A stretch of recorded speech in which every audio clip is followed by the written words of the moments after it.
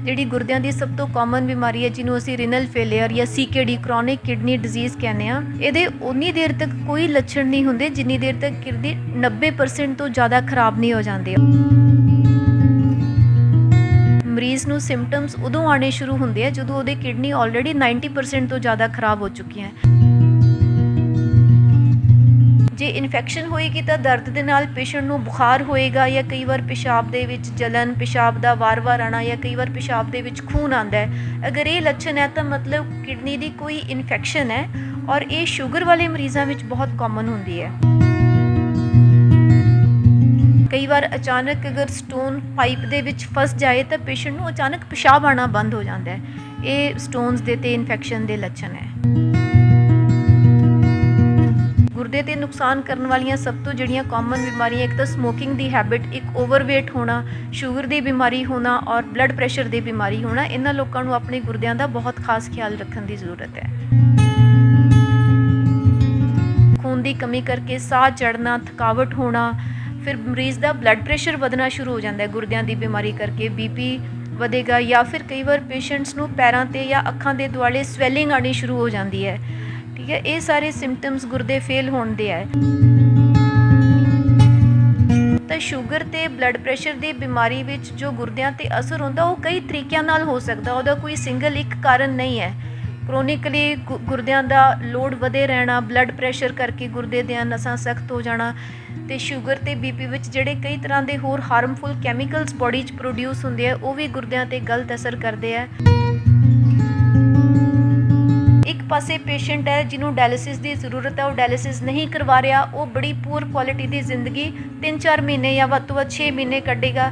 ਇੱਕ ਪੇਸ਼ੈਂਟ ਹੈ ਜਿਹੜਾ ਡਾਇਲਿਸਿਸ ਰੈਗੂਲਰ ਕਰਵਾ ਰਿਹਾ, ਉਹ ਅੱਛੀ ਕੁਆਲਿਟੀ ਦੀ ਜ਼ਿੰਦਗੀ 7-10 ਸਾਲਾਂ ਤੱਕ ਕੱਢ ਸਕਦਾ। ਇਹ ਫਰਕ ਹੈ।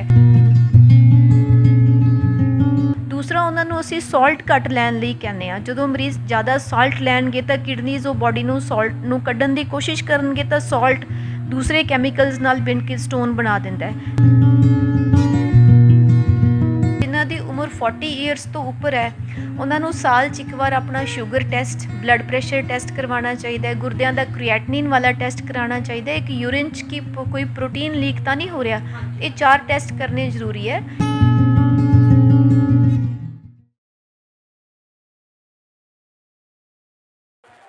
ਸਤਿ ਸ਼੍ਰੀ ਅਕਾਲ। ਸੁਰਖਾਬ ਟੀਵੀ ਤੇ ਆਪ ਸਭ ਦਾ ਬਹੁਤ-ਬਹੁਤ ਸਵਾਗਤ ਹੈ। ਮੈਂ ਹਾਂ ਆਕਾਂक्षा। ਅੱਜ ਦੇ ਇਸ ਐਪੀਸੋਡ ਦੇ ਵਿੱਚ ਅਸੀਂ ਗੱਲ ਕਰਾਂਗੇ ਤੁਹਾਡੀ ਸਿਹਤਯਾਬੀ ਦੀ ਤੇ ਗੱਲ ਕਰਾਂਗੇ ਗੁਰਦਿਆਂ ਦੀ ਬਿਮਾਰੀਆਂ ਦੇ ਬਾਰੇ।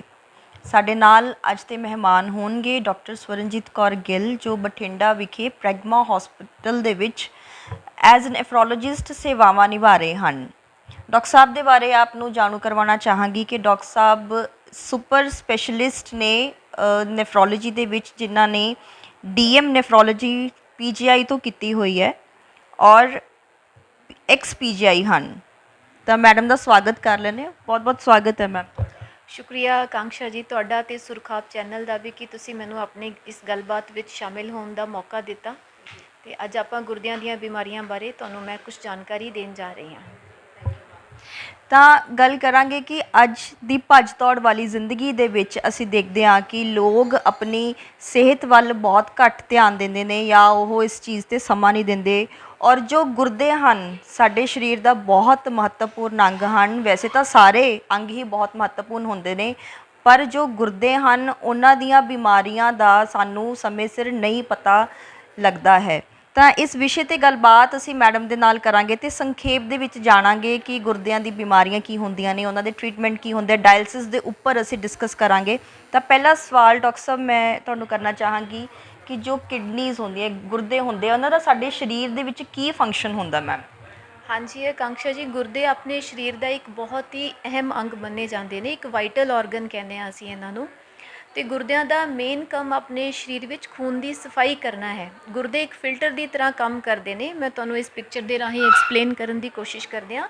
ਇੱਕ ਗੁਰਦਾ ਤਕਰੀਬਨ 1 ਮਿਲੀਅਨ ਛੋਟੇ ਫਿਲਟਰਸ ਦਾ ਬਣਿਆ ਹੁੰਦਾ ਹੈ ਅਤੇ ਇਹ ਜਿਹੜੀ ਨਸ ਹੈ ਰੈੱਡ ਕਲਰ ਦੀ, ਇਹ ਗੰਦਲੇ ਖੂਨ ਨੂੰ ਗੁਰਦੇ ਦੇ ਅੰਦਰ ਲੈ ਕੇ ਜਾਂਦੀ ਹੈ ਅਤੇ ਗੁਰਦੇ ਦੇ ਛੋਟੇ-ਛੋਟੇ ਫਿਲਟਰ ਇਸ ਖੂਨ ਦੀ ਸਫਾਈ ਕਰਦੇ ਨੇ। ਇਹਦੇ ਵਿੱਚੋਂ ਹਰ ਤਰ੍ਹਾਂ ਦੇ ਜ਼ਹਿਰੀਲੇ ਪਦਾਰਥ, ਫਾਲਤੂ ਪਦਾਰਥ ਜਿਹੜੇ ਆਪਣੇ ਖੂਨ ਦੇ ਵਿੱਚ ਇਕੱਠੇ ਹੋ ਜਾਂਦੇ ਆ ਅਤੇ ਫਾਲਤੂ ਪਾਣੀ ਨੂੰ ਸਰੀਰ ਵਿੱਚੋਂ ਬਾਹਰ ਕੱਢ ਦਿੰਦੇ ਨੇ, ਜੋ ਕਿ ਯੂਰਿਨ ਦੇ ਰਾਹੀਂ ਆਪਣੀ ਬਾਡੀ 'ਚੋਂ ਬਾਹਰ ਨਿਕਲ ਜਾਂਦਾ ਹੈ ਔਰ ਸਾਫ਼ ਕੀਤਾ ਹੋਇਆ ਖੂਨ ਇਸ ਨਸ ਰਾਹੀਂ ਸਰੀਰ ਦੇ ਅੰਦਰ ਵਾਪਸ ਚਲਾ ਜਾਂਦਾ ਹੈ। ਤਾਂ ਗੁਰਦੇ ਦਾ ਮੇਨ ਕੰਮ ਤਾਂ ਫਿਲਟਰ ਦੀ ਤਰ੍ਹਾਂ ਖੂਨ ਦੀ ਸਫਾਈ ਕਰਨਾ ਹੈ, ਬਟ ਇਸ ਤੋਂ ਬਿਨਾਂ ਗੁਰਦੇ ਦੇ ਕੁਝ ਹੋਰ ਮਹੱਤਵਪੂਰਨ ਕੰਮ ਹੈ। ਇੱਕ ਤਾਂ ਹੈ ਬਲੱਡ ਪ੍ਰੈਸ਼ਰ ਦੇ ਸੰਤੁਲਨ ਨੂੰ ਬਣਾ ਕੇ ਰੱਖਣਾ। ਜਿਨ੍ਹਾਂ 'ਚ ਗੁਰਦਿਆਂ ਦੀ ਪ੍ਰੋਬਲਮ ਹੁੰਦੀ ਹੈ ਉਹਨਾਂ ਦਾ ਅਕਸਰ ਅਸੀਂ ਦੇਖਦੇ ਹਾਂ ਛੋਟੀ ਉਮਰ ਵਿੱਚ ਹੀ BP ਵਧਣਾ ਸ਼ੁਰੂ ਹੋ ਜਾਂਦਾ ਹੈ। ਅਤੇ ਇੱਕ ਹੋਰ ਮੇਨ ਕੰਮ ਗੁਰਦੇ ਦਾ ਹੈ, ਉਹ ਇੱਕ ਹਾਰਮੋਨ ਪੈਦਾ ਕਰਦੇ ਨੇ ਜਿਹੜਾ ਕਿ ਆਪਣੇ ਸਰੀਰ ਵਿੱਚ ਖੂਨ ਬਣਾਉਣ ਲਈ ਬਹੁਤ ਜ਼ਰੂਰੀ ਹੁੰਦਾ ਹੈ। ਤਾਂ ਜਦੋਂ ਗੁਰਦੇ ਦੀ ਖਰਾਬੀ ਹੁੰਦੀ ਹੈ ਤਾਂ ਹਾਰਮੋਨ ਦੀ ਕਮੀ ਨਾਲ ਅਕਸਰ ਅਸੀਂ ਦੇਖਿਆ ਗੁਰਦੇ ਦੀਆਂ ਪੇਸ਼ੈਂਟਸ ਵਿੱਚ ਖੂਨ ਦੀ ਕਮੀ ਹੋਣੀ ਸ਼ੁਰੂ ਹੋ ਜਾਂਦੀ ਹੈ। ਤਾਂ ਇਹ ਮੇਨ ਕੰਮ ਹੈ ਗੁਰਦੇ ਦੇ ਆਪਣੀ ਬਾਡੀ ਵਿੱਚ। ਇਹ ਵੀ ਕਿਹਾ ਜਾਂਦਾ ਹੈ ਕਿ ਜੋ ਕੈਲਸ਼ੀਅਮ ਨੂੰ ਵੀ ਇਹ ਮੇਨਟੇਨ ਕਰਕੇ ਰੱਖਦੇ ਨੇ, ਇਕੱਲਾ ਇਹ ਫਿਲਟਰੇਸ਼ਨ ਦਾ ਕੰਮ ਨਹੀਂ ਕਰਦੇ, ਇਹਦੋਂ ਇਲਾਵਾ ਵੀ ਬਹੁਤ ਇਹਨਾਂ ਦੇ ਕੰਮ। ਜਿੰਨੇ ਵੀ ਆਪਣੇ ਕੈਮੀਕਲ ਸਬਸਟੈਂਸਿਸ ਹੁੰਦੇ ਆ, ਜਿਵੇਂ ਸੋਡੀਅਮ ਹੋ ਗਿਆ, ਕੈਲਸ਼ੀਅਮ, ਮੈਗਨੀਸ਼ੀਅਮ, ਫਾਸਫੋਰਸ, ਇਸ ਤਰ੍ਹਾਂ ਦੇ ਜਿੰਨੇ ਵੀ ਕੈਮੀਕਲਸ ਹੈ ਬਾਡੀ ਵਿੱਚ, ਇਹਨਾਂ ਦਾ ਮੇਨਟੇਨ ਬੈਲੈਂਸ ਬਣਾ ਕੇ ਰੱਖਣਾ ਵੀ ਗੁਰਦਿਆਂ ਦਾ ਮੇਨ ਕੰਮ ਹੈ। ਜੇ ਬਾਡੀ ਵਿੱਚ ਸਪੋਜ਼ ਕੈਲਸ਼ੀਅਮ ਐਕਸੈਸ ਹੋ ਗਿਆ ਤਾਂ ਉਹਨੂੰ ਬਾਹਰ ਕੱਢਣਾ, ਜੇ ਕੈਲਸ਼ੀਅਮ ਦੀ ਕਮੀ ਹੋ ਗਈ ਹੈ ਤਾਂ ਉਹਨੂੰ ਕੰਜ਼ਰਵ ਕਰਕੇ ਰੱਖਣਾ। ਇਹ ਗੁਰਦੇ ਦਾ ਇੱਕ ਵਨ ਆਫ ਦਾ ਫੰਕਸ਼ਨ ਵੀ ਇਹ ਮੰਨਿਆ ਜਾਂਦਾ ਹੈ ਗੁਰਦੇ ਦਾ। ਤਾਂ ਮੈਮ ਜੇ ਅਸੀਂ ਬਿਮਾਰੀਆਂ ਦੀ ਗੱਲ ਕਰੀਏ ਗੁਰਦੇ ਦੀਆਂ, ਤਾਂ ਕੀ ਮੁੱਖ ਕਾਰਨ ਹੁੰਦੇ ਨੇ ਗੁਰਦਿਆਂ ਦੀ ਬਿਮਾਰੀ ਹੋਣ ਦੇ? ਹਾਂਜੀ, ਗੁਰਦਿਆਂ ਨੂੰ ਵੈਸੇ ਤਾਂ ਬਹੁਤ ਤਰ੍ਹਾਂ ਦੀਆਂ ਬਿਮਾਰੀਆਂ ਅਫੈਕਟ ਕਰ ਸਕਦੀਆਂ ਨੇ, ਬਟ ਅੱਜ ਆਪਾਂ ਗੁਰਦਿਆਂ ਦੀਆਂ ਕਾਮਨ ਬਿਮਾਰੀਆਂ ਬਾਰੇ ਤੁਹਾਨੂੰ ਦੱਸਾਂਗੇ। ਗੁਰਦਿਆਂ ਦੀ ਸਭ ਤੋਂ ਕਾਮਨ ਜਾਣੀ ਜਾਣ ਵਾਲੀ ਬਿਮਾਰੀ ਤੇ ਹੈਗੀ ਹੈ, ਜਿਹਨੂੰ ਆਮ ਲੈਂਗੁਏਜ ਵਿੱਚ ਆਪਾਂ ਕਹਿੰਦੇ ਹਾਂ ਕਿ ਗੁਰਦੇ ਫੇਲ ਹੋ ਗਏ, ਜਿਹਨੂੰ ਅਸੀਂ ਸਾਇੰਟੀਫਿਕ ਲੈਂਗੁਏਜ ਵਿੱਚ ਕਹਿੰਦੇ ਹਾਂ ਰੀਨਲ ਫੇਲੀਅਰ, ਜਿਹੜਾ ਕਿ ਕ੍ਰੋਨਿਕ ਹੋ ਸਕਦਾ ਹੈ ਜਾਂ ਫਿਰ ਐਕਿਊਟ ਹੋ ਸਕਦਾ ਹੈ। ਦੋ ਤਰ੍ਹਾਂ ਦਾ ਰੀਨਲ ਫੇਲੀਅਰ ਹੁੰਦਾ ਹੈ, ਜਿਹਦੇ ਵਿੱਚ ਗੁਰਦੇ ਮਰੀਜ਼ ਦੇ ਫੇਲ ਹੋ ਜਾਂਦੇ ਨੇ ਅਤੇ ਉਹ ਕੰਮ ਕਰਨਾ ਬੰਦ ਕਰ ਦਿੰਦੇ ਨੇ। ਗੁਰਦੇ ਫੇਲ ਹੋਣ ਦਾ ਆਪਣੀ ਕੰਟਰੀ ਵਿੱਚ ਅਤੇ ਆਲ ਓਵਰ ਦਾ ਵਰਲਡ ਜੋ ਮੇਨ ਕਾਰਨ ਹੈ ਉਹ ਸ਼ੂਗਰ ਅਤੇ ਬਲੱਡ ਪ੍ਰੈਸ਼ਰ ਦੀ ਬਿਮਾਰੀ ਹੈ। ਜਿਨ੍ਹਾਂ ਲੋਕਾਂ ਨੂੰ ਲੰਮੇ ਸਮੇਂ ਤੋਂ ਸ਼ੂਗਰ ਦੀ ਬਿਮਾਰੀ ਰਹੀ ਹੋਵੇ ਔਰ ਬਲੱਡ ਪ੍ਰੈਸ਼ਰ ਦੀ ਬਿਮਾਰੀ ਰਹੀ ਹੋਵੇ, ਔਰ ਖ਼ਾਸ ਤੌਰ 'ਤੇ ਅਗਰ ਉਹਨਾਂ ਦਾ BP ਸ਼ੂਗਰ ਕੰਟਰੋਲ 'ਚ ਨਾ ਹੋਏ ਤਾਂ ਉਹਨਾਂ ਦੇ ਗੁਰਦੇ ਫੇਲ ਹੋਣ ਦਾ ਰਿਸਕ ਬਹੁਤ ਜ਼ਿਆਦਾ ਹੁੰਦਾ ਹੈ। ਇਸ ਤੋਂ ਬਿਨਾਂ ਗੁਰਦਿਆਂ ਦੀ ਬਿਮਾਰੀ ਜਿਵੇਂ ਵਾਰ-ਵਾਰ ਸਟੋਨ ਬਣ ਕਰਕੇ ਗੁਰਦਿਆਂ 'ਚ ਨੁਕਸ ਪੈਦਾ ਹੋ ਸਕਦਾ ਹੈ, ਗੁਰਦੇ ਫੇਲ ਹੋ ਸਕਦੇ ਨੇ। ਕਈ ਵਾਰ ਕੀ ਹੁੰਦਾ ਹੈ, ਗੁਰਦੇ ਵਿੱਚ ਅਚਾਨਕ ਸੋਜਿਸ਼ ਆ ਜਾਂਦੀ ਹੈ ਅਤੇ ਗੁਰਦੇ ਦਾ ਫਿਲਟਰ ਕੰਮ ਕਰਨਾ ਬੰਦ ਕਰ ਦਿੰਦਾ। ਇਹਨੂੰ ਅਸੀਂ ਪੰਜਾਬੀ ਵਿੱਚ ਕਹਿ ਸਕਦੇ ਹਾਂ ਕਿ ਗੁਰਦੇ ਦਾ ਅਟੈਕ ਹੋ ਗਿਆ, ਜਿਵੇਂ ਹਾਰਟ ਦਾ ਅਟੈਕ ਹੁੰਦਾ ਹੈ। ਇਹ ਬਿਮਾਰੀ ਬੜੀ ਸੀਰੀਅਸ ਹੁੰਦੀ ਹੈ, ਇਹਦੇ ਵਿੱਚ ਆਪਾਂ ਨੂੰ ਬਹੁਤ ਜਲਦੀ ਟੈਸਟ ਕਰਕੇ ਇਹਦਾ ਇਲਾਜ ਕਰਾਉਣਾ ਪੈਂਦਾ ਹੈ, ਨਹੀਂ ਤਾਂ ਇਹ ਬਿਮਾਰੀ ਵੀ ਗੁਰਦਿਆਂ ਨੂੰ ਪਰਮਾਨੈਂਟਲੀ ਤੌਰ 'ਤੇ ਫੇਲ ਕਰ ਸਕਦੀ ਹੈ। ਇਸ ਤੋਂ ਬਿਨਾਂ ਕਈ ਵਾਰ ਗੁਰਦਿਆਂ ਵਿੱਚ ਛੋਟੀਆਂ-ਛੋਟੀਆਂ ਪਾਣੀ ਦੀਆਂ ਥੈਲੀਆਂ ਬਣਨੀਆਂ ਸ਼ੁਰੂ ਹੋ ਜਾਂਦੀਆਂ, ਇਹਨਾਂ ਨੂੰ ਅਸੀਂ ਸਿਸਟ ਕਹਿੰਦੇ ਹਾਂ। ਇਹ ਥੈਲੀਆਂ 60 ਈਅਰਸ ਦੀ ਉਮਰ ਤੋਂ ਬਾਅਦ ਤਾਂ ਆਮ ਬਣ ਜਾਂਦੀਆਂ ਔਰ ਬਹੁਤ ਜ਼ਿਆਦਾ ਨਹੀਂ ਹੁੰਦੀਆਂ। ਗੁਰਦੇ ਵਿੱਚ ਮੰਨ ਲਓ 1 ਜਾਂ 2 ਸਿਸਟ ਹੋ ਸਕਦੀਆਂ ਔਰ ਇਹਨਾਂ ਦਾ ਕਿਸੇ ਤਰ੍ਹਾਂ ਦਾ ਬਾਡੀ 'ਤੇ ਕੋਈ ਨੁਕਸਾਨ ਨਹੀਂ ਹੁੰਦਾ ਔਰ ਨਾ ਹੀ ਆਪਾਂ ਨੂੰ ਇਹਨਾਂ ਦਾ ਕੋਈ ਟਰੀਟਮੈਂਟ ਕਰਨ ਦੀ ਲੋੜ ਪੈਂਦੀ ਹੈ। ਬਟ ਜੇਕਰ ਸਿਸਟ ਵਾਲੀ ਬਿਮਾਰੀ ਛੋਟੀ ਉਮਰ ਵਿੱਚ ਸ਼ੁਰੂ ਹੋ ਜੇ, ਸਪੋਜ਼ 20s 30s ਵਿੱਚ ਗੁਰਦਿਆਂ ਵਿੱਚ ਸਿਸਟ ਬਣ ਰਹੀਆਂ, ਤਾਂ ਇਹ ਇੱਕ ਸੀਰੀਅਸ ਬਿਮਾਰੀ ਦਾ ਰੂਪ ਧਾਰਨ ਕਰ ਸਕਦੀ ਹੈ ਅਤੇ ਥੋੜ੍ਹੀ ਹੋਰ ਏਜ ਵਧਣ ਤੋਂ ਬਾਅਦ ਜਿਵੇਂ 40 ਈਅਰਸ ਤੋਂ ਬਾਅਦ ਇਹ ਗੁਰਦਿਆਂ ਨੂੰ ਖਰਾਬ ਕਰ ਸਕਦੀ ਹੈ, ਗੁਰਦੇ ਫੇਲ ਹੋ ਸਕਦੇ ਆ। ਇਹ ਇੱਕ ਹੈਰੀਡੇਟਰੀ ਬਿਮਾਰੀ ਹੈ ਜਿਹੜੀ generation to generation pass on ਹੁੰਦੀ ਹੈ, ਲਾਈਕ ਪੇਰੈਂਟਸ ਵਿੱਚੋਂ ਇਹ ਬੱਚਿਆਂ ਵਿੱਚ ਜਾ ਸਕਦੀ ਹੈ ਅਤੇ ਅੱਗੇ ਬੱਚਿਆਂ ਵਿੱਚ ਜਾ ਸਕਦੀ ਹੈ। ਤਾਂ ਇਹ ਕੁਛ ਗੁਰਦਿਆਂ ਵਿੱਚ ਜਮਾਂਦਰੂ ਨੁਕਸ ਹੋ ਸਕਦੇ ਆ, ਜਿਵੇਂ ਬੱਚਿਆਂ ਦੀ ਗੁਰਦਿਆਂ ਦੀ ਬਣਤਰ 'ਚ ਕੋਈ ਪ੍ਰੋਬਲਮ ਹੋਣਾ, ਗੁਰਦਿਆਂ ਦੀ ਪਾਈਪ 'ਚ ਬਲੋਕੇਜ ਹੋ ਕੇ ਕਈ ਵਾਰ ਗੁਰਦਾ ਫੁੱਲ ਜਾਂਦਾ ਹੈ ਅਤੇ ਕੰਮ ਕਰਨਾ ਬੰਦ ਕਰ ਦਿੰਦਾ ਹੈ, ਗੁਰਦੇ ਦੇ ਰਸਤੇ ਵਿੱਚ ਕੋਈ ਰੁਕਾਵਟ ਆ ਕੇ ਯੂਰਿਨ ਆਉਣਾ ਬੰਦ ਹੋ ਜਾਂਦਾ ਹੈ। ਤਾਂ ਇਸ ਤਰ੍ਹਾਂ ਦੀਆਂ ਬਿਮਾਰੀਆਂ ਬਚਪਨ ਵਿੱਚ ਹੀ ਡਾਇਗਨੋਜ਼ ਹੋ ਜਾਂਦੀਆਂ ਅਤੇ ਉਹਨਾਂ ਕਰਕੇ ਵੀ ਅੱਗੇ ਚੱਲ ਕੇ ਗੁਰਦੇ ਖਰਾਬ ਹੋ ਸਕਦੇ। ਅਤੇ ਗੁਰਦਿਆਂ ਦੀ ਇਹ ਮੇਨ ਬਿਮਾਰੀਆਂ ਹੈ ਜਿਨ੍ਹਾਂ ਕਰਕੇ ਅੱਗੇ ਚੱਲ ਕੇ ਗੁਰਦੇ ਫੇਲ ਹੋ ਸਕਦੇ ਆ। ਮੈਮ ਤੁਸੀਂ ਗੱਲ ਕਰ ਰਹੇ ਸੀ ਕਿਡਨੀ ਸਟੋਨ ਦੀ, ਤਾਂ ਕਈ ਵਾਰੀ ਇਹ ਵੀ ਦੇਖਿਆ ਜਾਂਦਾ ਹੈ ਕਿ ਜਿਹੜਾ ਕਿਡਨੀ ਹੈ ਉਹਦੇ ਵਿੱਚ ਬਾਰ-ਬਾਰ ਸਟੋਨ ਬਣਨ ਦੀ ਪ੍ਰੋਬਲਮ ਆ ਜਾਂਦੀ ਹੈ ਪੇਸ਼ੈਂਟ ਨੂੰ, ਤਾਂ ਇਹਦੇ ਕੀ ਕਾਰਨ ਹਨ ਅਤੇ ਇਹਦਾ ਕੋਈ ਪਰਮਾਨੈਂਟ ਇਲਾਜ ਕੀ ਹੈ? ਹਾਂਜੀ, ਗੁਰਦਿਆਂ ਦੇ ਸਟੋਨਸ ਵਾਲੀ ਬਿਮਾਰੀ ਜਿਹੜਾ ਆਪਣਾ ਏਰੀਆ ਹੈ ਨਾ ਆਕਾਂਕਸ਼ਾ ਜੀ, ਜਿਹਨੂੰ ਅਸੀਂ ਜਿੱਥੇ ਹੌਟ ਡਰਾਈ ਕਲਾਈਮੇਟ ਹੁੰਦਾ ਹੈ, ਖੁਸ਼ਕ ਮੌਸਮ ਵਾਲਾ ਇਲਾਕਾ, ਜਿਵੇਂ ਆਪਣਾ ਹੋ ਗਿਆ ਪੰਜਾਬ, ਹਰਿਆਣਾ, ਰਾਜਸਥਾਨ, ਆਪਣੀ ਕੰਟਰੀ ਵਿੱਚ ਇਹਨੂੰ ਆਪਾਂ ਸਟੋਨ ਬੈਲਟ ਕਹਿੰਦੇ ਹਾਂ, ਕਿਉਂਕਿ ਇੱਥੇ ਗਰਮੀ ਬਹੁਤ ਜ਼ਿਆਦਾ ਹੁੰਦੀ ਹੈ ਜਿਹਦੇ ਕਰਕੇ ਬਾਡੀ 'ਚ ਡੀਹਾਈਡਰੇਸ਼ਨ ਹੋ ਜਾਂਦੀ ਹੈ ਅਤੇ ਗੁਰਦਿਆਂ ਨੂੰ ਕੈਮੀਕਲ ਸਬਸਟੈਂਸਿਸ ਜਿਹੜੇ ਹੈਂਡਲ ਕਰਨੇ ਹੁੰਦੇ ਨੇ ਕਿਡਨੀਜ਼ ਨੇ, ਜਿਵੇਂ ਕੈਲਸ਼ੀਅਮ ਹੋ ਗਿਆ, ਫਾਸਫੋਰਸ ਹੋ ਗਿਆ, ਤਾਂ ਇਹ ਪਾਣੀ ਦੀ ਕਮੀ ਕਰਕੇ ਡੀਹਾਈਡਰੇਸ਼ਨ ਕਰਕੇ ਗੁਰਦੇ ਦੀ ਇਹ ਪਾਈਪਾਂ ਵਿੱਚ ਜਮ੍ਹਾਂ ਹੋਣੇ ਸ਼ੁਰੂ ਹੋ ਜਾਂਦੇ ਆ ਔਰ ਜਿਵੇਂ ਜਿਵੇਂ ਇਹ ਕੈਮੀਕਲਸ ਦਾ ਸਟਰਕਚਰ ਵੱਡਾ ਹੋ ਜਾਂਦਾ ਤਾਂ ਉਹ ਸਟੋਨ ਦਾ ਫਾਰਮ ਲੈ ਲੈਂਦਾ ਹੈ। ਤਾਂ ਉਹ ਸਟੋਨ ਦੀ ਬਿਮਾਰੀ ਇੱਕ ਇਹੋ ਜਿਹੀ ਬਿਮਾਰੀ ਹੈ ਕਿ ਇਹ ਇੱਕ ਵਾਰ ਅਗਰ ਬਣ ਗਏ ਤਾਂ ਡੈਫੀਨੇਟਲੀ 50% ਪੇਸ਼ੈਂਟ ਵਿੱਚ ਚਾਂਸਿਸ ਹੈ ਕਿ ਸਟੋਨ ਵਾਰ-ਵਾਰ ਬਣਦੇ ਰਹਿਣਗੇ ਔਰ ਇਹਨਾਂ ਦਾ ਕੋਈ ਪਰਮਾਨੈਂਟ ਸੋਲਿਊਸ਼ਨ ਨਹੀਂ ਹੈ। ਅਗਰ ਤੁਸੀਂ ਸਟੋਨਸ ਬਣ ਰਹੇ ਹੈ ਔਰ ਸਾਈਜ਼ ਵੱਡਾ ਹੈ ਉਹਨਾਂ ਦਾ, ਤੁਹਾਨੂੰ ਕੋਈ ਤਕਲੀਫ ਦੇ ਰਿਹਾ ਤਾਂ ਤੁਹਾਨੂੰ ਸਟੋਨਸ ਦੀ ਸਰਜਰੀ ਕਰਾਉਣੀ ਪੈਂਦੀ ਹੈ। ਔਰ ਅਗਰ ਸਟੋਨਸ ਦਾ ਸਾਈਜ਼ ਛੋਟਾ ਹੈ ਔਰ ਤੁਹਾਨੂੰ ਕੋਈ ਤਕਲੀਫ ਮਹਿਸੂਸ ਨਹੀਂ ਹੋ ਰਹੀ ਤਾਂ ਆਪਾਂ ਉਹਨਾਂ ਨੂੰ ਵੇਟ ਐਂਡ ਵਾਚ ਕਰ ਸਕਦੇ ਹਾਂ। ਔਰ ਸਟੋਨਸ ਬਣਨ ਦਾ ਮੇਨ ਕਾਰਨ ਕੀ ਹੁੰਦਾ ਹੈ, ਇੱਕ ਤਾਂ ਇਹ ਮੇਲਸ ਵਿੱਚ ਜਿਹੜੇ ਮੇਲ ਹੁੰਦੇ ਆ ਉਹਨਾਂ ਵਿੱਚ ਜ਼ਿਆਦਾ ਬਿਮਾਰੀ ਪਾਈ ਜਾਂਦੀ ਹੈ, ਯੰਗ ਪੇਸ਼ੈਂਟਸ ਵਿੱਚ ਜ਼ਿਆਦਾ ਪਾਈ ਜਾਂਦੀ ਹੈ।